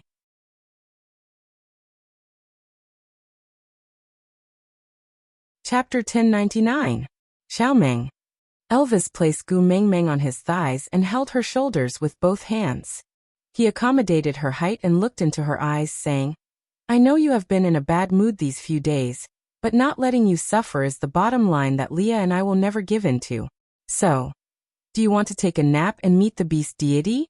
See if he has a little cheat similar to the kiss of the beast deity that can save you from the pain of childbirth. If he does let you give birth. But if even the beast deity has no solution, then don't mention this matter again, and don't be in a bad mood because of this matter, alright?" Gu Mingming smacked her head. "Oh, why didn't I think of that?" With that, she peeked at Leah, waiting for him to express his stance. Leah always had his ways with Gu Mingming. Regardless of whether she cried or threw a tantrum, he would always have a way to coax her. Only this time, she did not cry or make a fuss. She was even more cruel and sinister than the time when she chased him and Elvis out of the cave in the stray beast camp. This absolute cold-blooded violence was really driving him crazy. These few days he had almost given in and said, give birth. If worse comes to worst, I will dig my heart out and commit suicide." Yes. Now that she had finally relented, he instantly felt as if spring had returned to the land. Sitting beside Elvis, he held Gu Mingming's little hand and kissed it, saying, You have to promise me, if the beast deity has no other choice, you can't throw a tantrum over this again. Gu Mingming nodded. Then, she smiled for the first time in these few days. Turning around, Gu Mingming lay on the side of the bed. Then she slowly closed her eyes, but the corners of her lips were still curled up. Layers of white fog blew towards them. When Gu Mingming saw the beast deity standing in the clouds, she could not help but smile guiltily. The previous time she came, she said that she wanted to be a filial daughter and come back to watch television with him when she was free. But after the incident with Oakley, she suddenly had a deep understanding of parting. She desperately wanted to cherish the person in front of her. Hence, he completely forgot about his promise to the beast deity. As the saying goes, a guilty person smiles first. Gu Mingming smiled like a sunflower and pounced into the beast deity's arms. She said in a sweet Hong Kong accent, "Papa, I missed you so much." The beast deity was a highly skilled person after all. He did not even laugh at Gu Mingming's fawning. He maintained his usual kind and amiable demeanor as he gently patted Gu Mingming's little head. "Yeah, a married daughter is like spilled water. Although I was already mentally prepared, I was still looking forward to it when you said you would come back to accompany me more often." Ah! Gu Mingming felt an arrow piercing her heart. She looked pitifully at the beast deity and blinked her eyes. The words "please forgive me" were clearly written on her face. The beast deity held Gu Mingming's hand and walked towards the two-seater wooden chair as he said, "It's all right, little magpie, you have a long tail. Once you have a wife, you will forget your mother."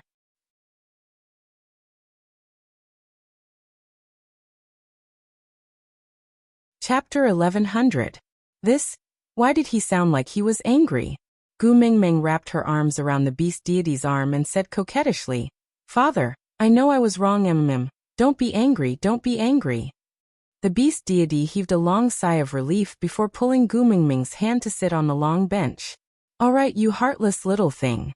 I have already scolded you and my anger has subsided. Since you are back, accompany me to watch television. We can talk about pocket money after that." "All right." Gu Mingming obediently held onto the beast deity's arm as they sat side by side on the two-seater wooden bench. Her furry little head rested on the beast deity's arm. Perhaps it was because they had known each other for a long time, or because she kept calling him father, but if one ignored the beast deity's overly young appearance, the two of them really did look like father and daughter. The beast deity waved his hand, and a large part of the white fog dissipated. The image showed Monsieur Company's internal employee forum.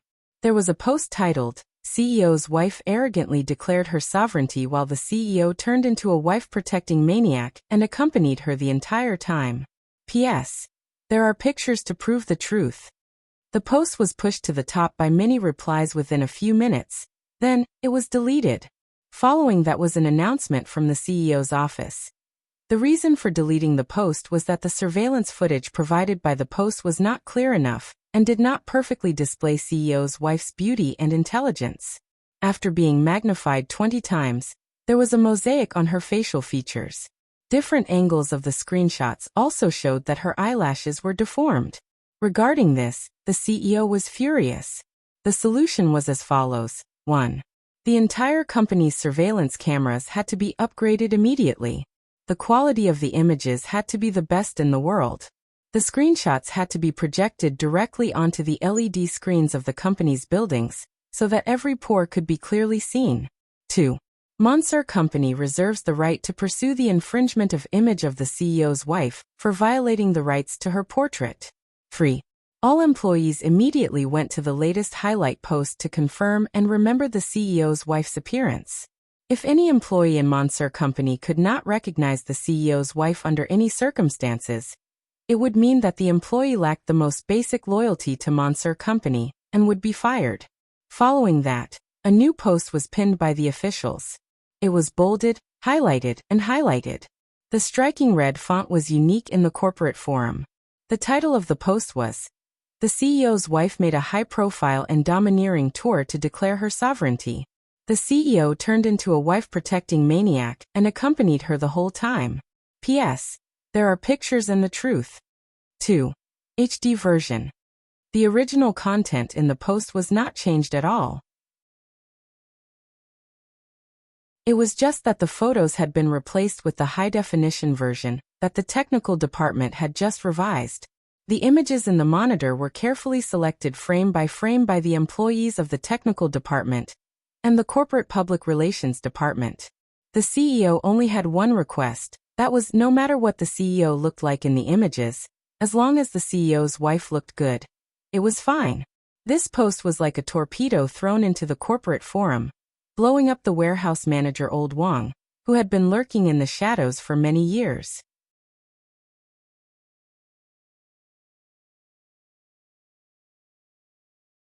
Chapter 1101. Yeah, everyone in Monster Company knew that the CEO was delighted today, except for the female lead who was focused on peeling an apple in the CEO's office, Gu Mengmeng. After peeling the apple, Gu Mengmeng cut the apple into 4 pieces and removed the gap in the middle. She brought it to Snake and asked, "Do you want to eat it?" Snake closed the computer gently, then looked at Gu Mengmeng with a chuckle and said, "You eat it."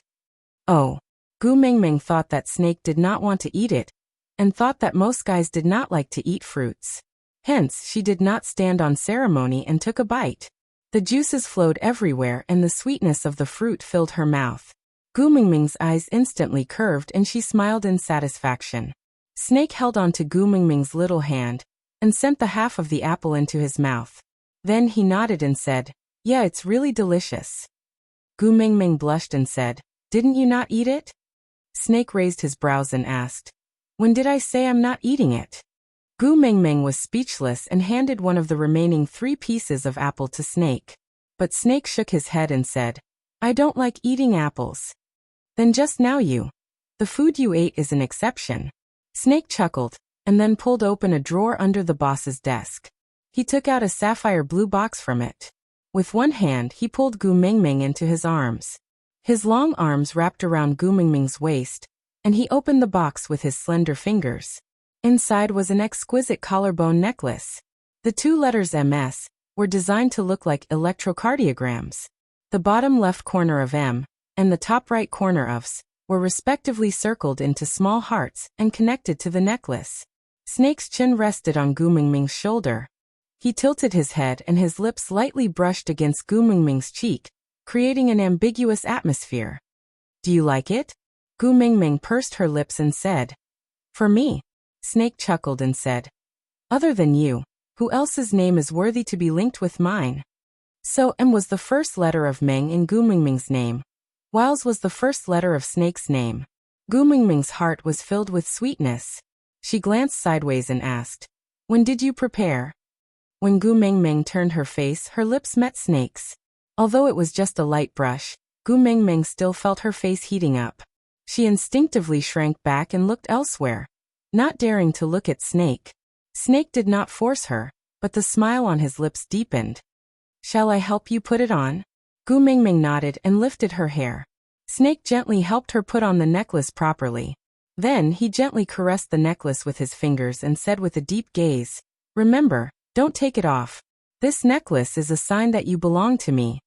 Gu Mengmeng was originally quite touched, but why did she suddenly feel that the pink bubble had burst? A symbol that belonged to him. Was it similar to a dog's collar? "You don't like it?" Snake asked. Gu Mengmeng pursed her lips and said, "It's not that I don't like it. It's just that other people give couples rings or something. Why did you give a necklace?"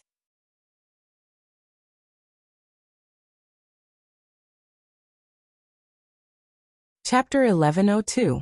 Before he finished his sentence, Snake had already pulled open the drawer where he took out the necklace. He took out a red velvet box and opened it to reveal a pair of snake-shaped rings. The male and female rings were placed side by side. They were 2 intertwined snakes, with a diamond in the middle. It was not a particularly extravagant size, but it was dazzling and eye-catching. Even a fool would know that it was worth a lot. When the 2 rings were separated, the diamond was embedded in the female ring. It was obviously an extra piece, but it didn't stand out. Just looking at the shape of the female ring, it looked like a snake was coiling around the diamond to protect it. It was very special and exquisite. On the other hand, the male ring was missing a piece. It looked like an incomplete snake, giving off a sense of fragility. Gu Mingming looked at the rings in confusion. She did not understand why the rings Snake had prepared were in the shape of a snake. Snake caressed the diamond on the ring gently. Do you know? To a snake, the heart is not its weakness, but its gallbladder is. The place where this diamond is located is where the gallbladder of the male snake is.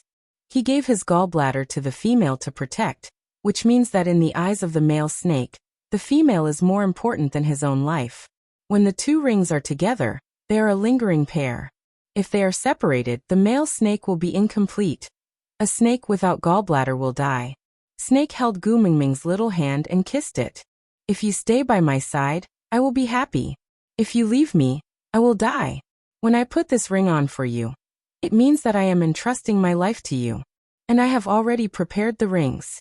What about you? Are you ready to wear them? For some reason, when Gu Mingming heard the words a snake without gallbladder will die, she felt as if her heart was stung by a bee. The slight pain made her frown. Closing the lid of the ring box, Gu Mingming shook her head. We just confirmed our relationship, it's too fast. Snake did not force her. After all, she had not reached the legal age for marriage. Moreover, regardless of whether she had the certificate, he would not allow anyone else to snatch her away.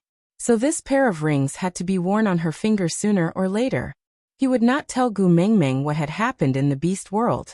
He had designed this pair of rings just to let her know that no matter how many times he had to go back, he would still be willing to cut open his chest for her. Whether it was in the beast world or here, she was more important than his life. I'll only borrow your life once. This journey will be the rest of my life. Snake gently kissed the side of Gu Mingming's face, saying gently but without any resistance, Tu Meng, we still have a long time to be together, so take it slow, I'm not in a hurry. However, you must know one thing. You promised to be with me, and I won't allow you to go back on your word. As long as you don't leave me, I can do whatever you want. Gu Mingming smiled. Promise me anything? Yes. Snake nodded. Gu Mingming smiled and said, Then let's raise a dog, all right? Gu Mingming had a thing for furry animals, but due to financial reasons, she had never kept any small animals. In the past, she had fantasized about raising a pet with her boyfriend one day. That must be a wonderful thing. However, Snake raised his brows and his eyes darkened.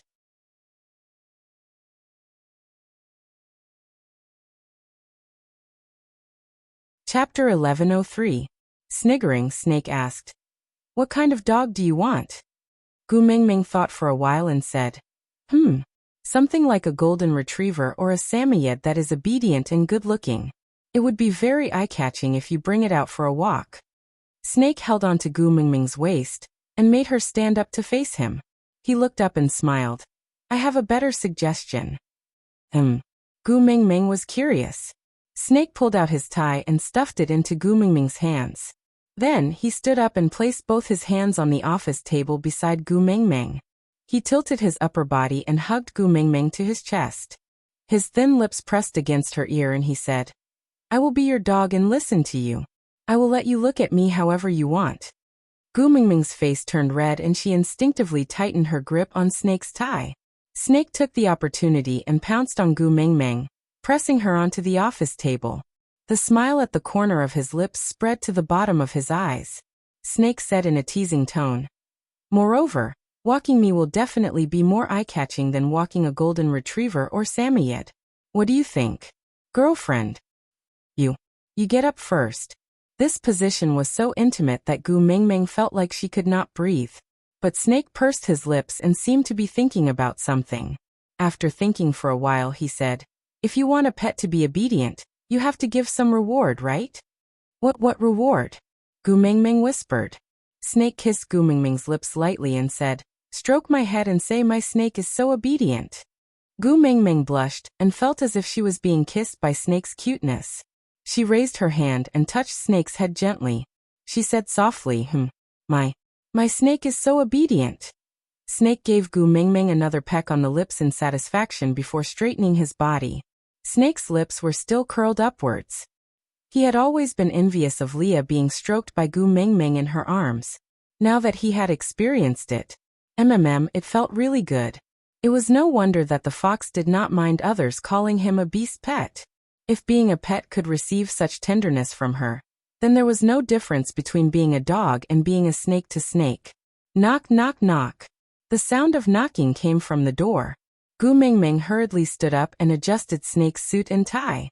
Due to the pressure just now, there were some slight creases on Snake's suit, which Gu Mingming could not smooth even after stroking it a few times. But Snake did not mind at all and directly said, "Come in." Gu Mingming instinctively took a step back, but Snake hugged her waist. He lowered his head to look into her eyes and said, "Continue tidying, don't push me away." The Secretary General, who came in to report, was forcefully stuffed with a handful of dog food. Fortunately, he was calm and collected. He was stunned for 2 seconds before he adjusted his state of mind and said, "President, there will be a meeting in 5 minutes. The senior executives are already waiting for you in the conference room." Snake did not say a word. He just raised his hand and made a get-out gesture with 2 fingers, meaning that he understood. The secretary was already used to Snake's simple and crude way of handling things, so he bowed respectfully and said, "CEO Madam, I will leave first. If you need anything, please call me anytime."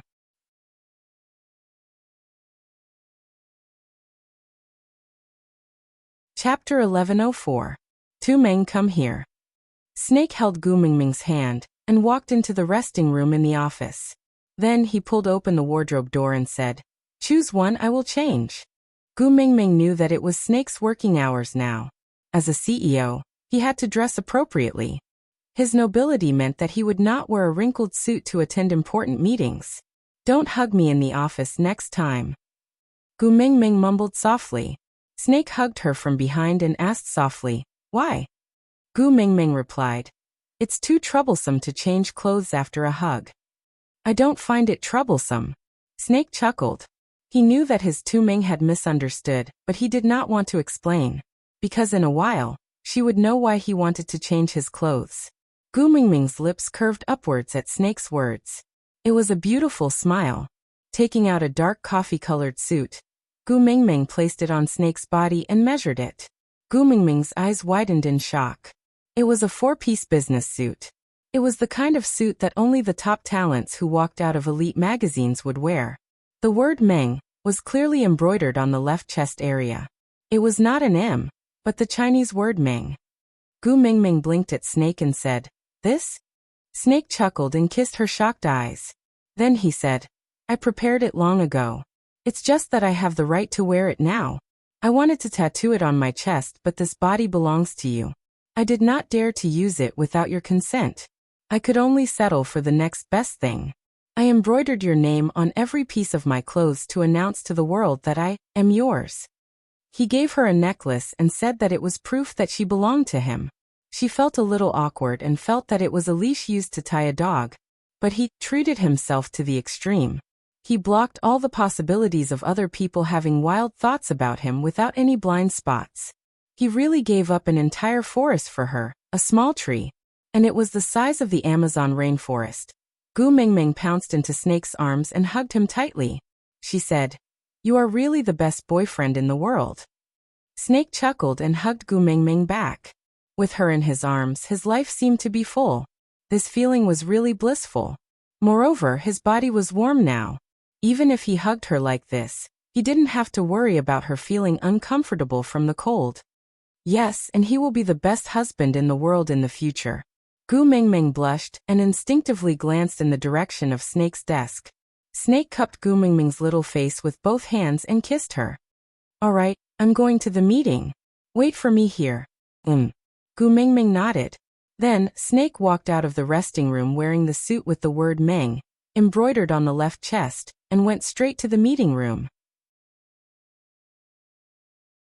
After Snake left, the air in the office gradually cooled down, and Gu Mingming was finally able to breathe properly. Slumping on the sofa, Gu Mingming gently touched the necklace around her neck. The necklace that reflected the sunlight and emitted a dazzling glow became warm because of her body temperature.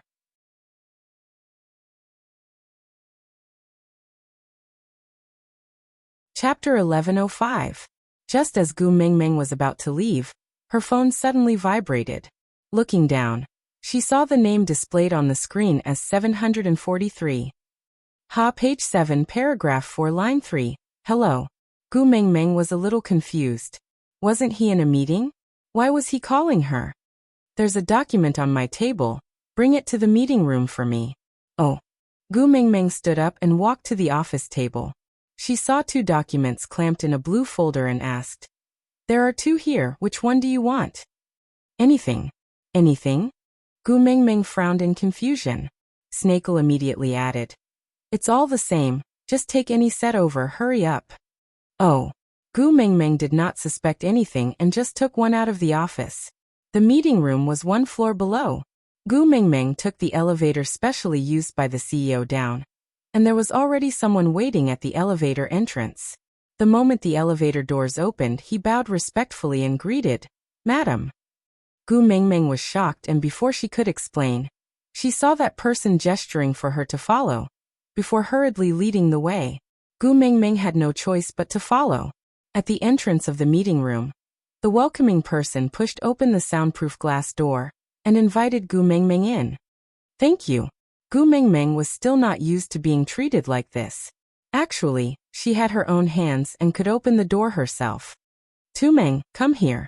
Snake stretched out his hand, palm facing upwards.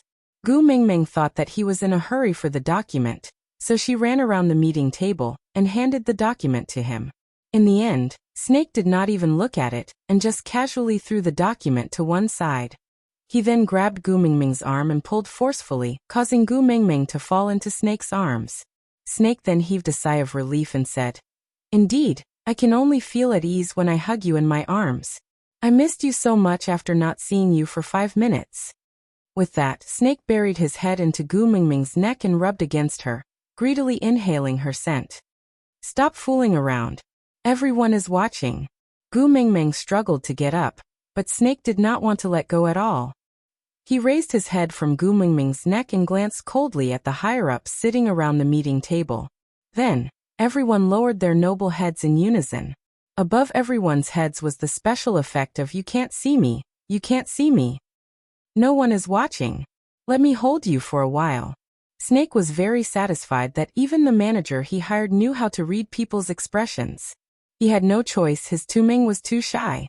Seeing that Gu Mingming was still struggling, Snake whispered into her ear, Be good and let me hug you, or we can do something else here? Gu Mingming's face was burning red and she did not dare to act rashly. But it was really inappropriate to be hugged like that during a meeting. It felt like King Zhou of Shang was still hugging Daji when he was attending court. Don't be like this. People will say that I'm a femme fatale. Snake chuckled and pecked Gu Mingming's lips lightly. He said, Silly girl, my kingdom is more than enough to support a femme fatale like you. Gu Mingming was tickled by Snake. And when Gu Mingming smiled, Snake's lips curled up too. Then the entire meeting room brightened up. Continue. With Snake's order, the meeting could finally continue.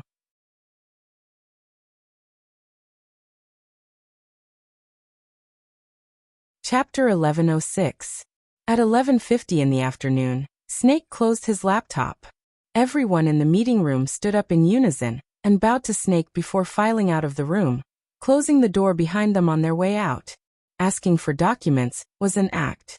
Gu Mingming finally asked. Snake tapped Gu Mingming's little nose lightly and said, So smart.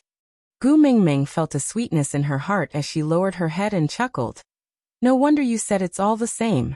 So it's because you don't need it, so you can take anyone. Snake hugged Gu Mingming and kissed her, asking, Did I scare you? Gu Mingming shook her head and said, I don't really understand what you guys are talking about, but I don't find it boring either. Because Snake was really too handsome. As they had to use the projector, the meeting room was in a semi-dark state. Gu Mingming sat in Snake's arms and used the light from the projector to look at his face that flickered between light and dark. That focused gaze was sharp and precise, like a snake that had locked onto its target in the dark. He was calm and at ease, exuding the unique confidence and aura of a superior, making others unable to help but admire him. And such an outstanding man was her boyfriend. Just thinking about it made Gu Mingming's little heart throb uncontrollably. How could she have the time to be bored? And Snake naturally did not ignore Gu Mingming's admiring gaze, or else he would not have allowed the meeting to continue until now.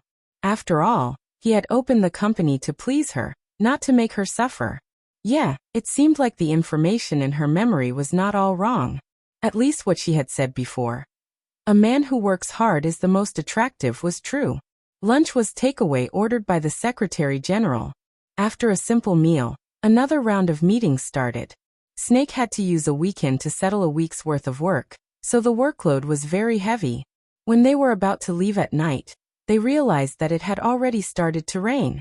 Snake drove from Monsieur Company's underground car park to the villa's underground car park. They did not need to use an umbrella and reached home safely. After entering, Snake held Gu Mingming's hand and sent her to the door of the room.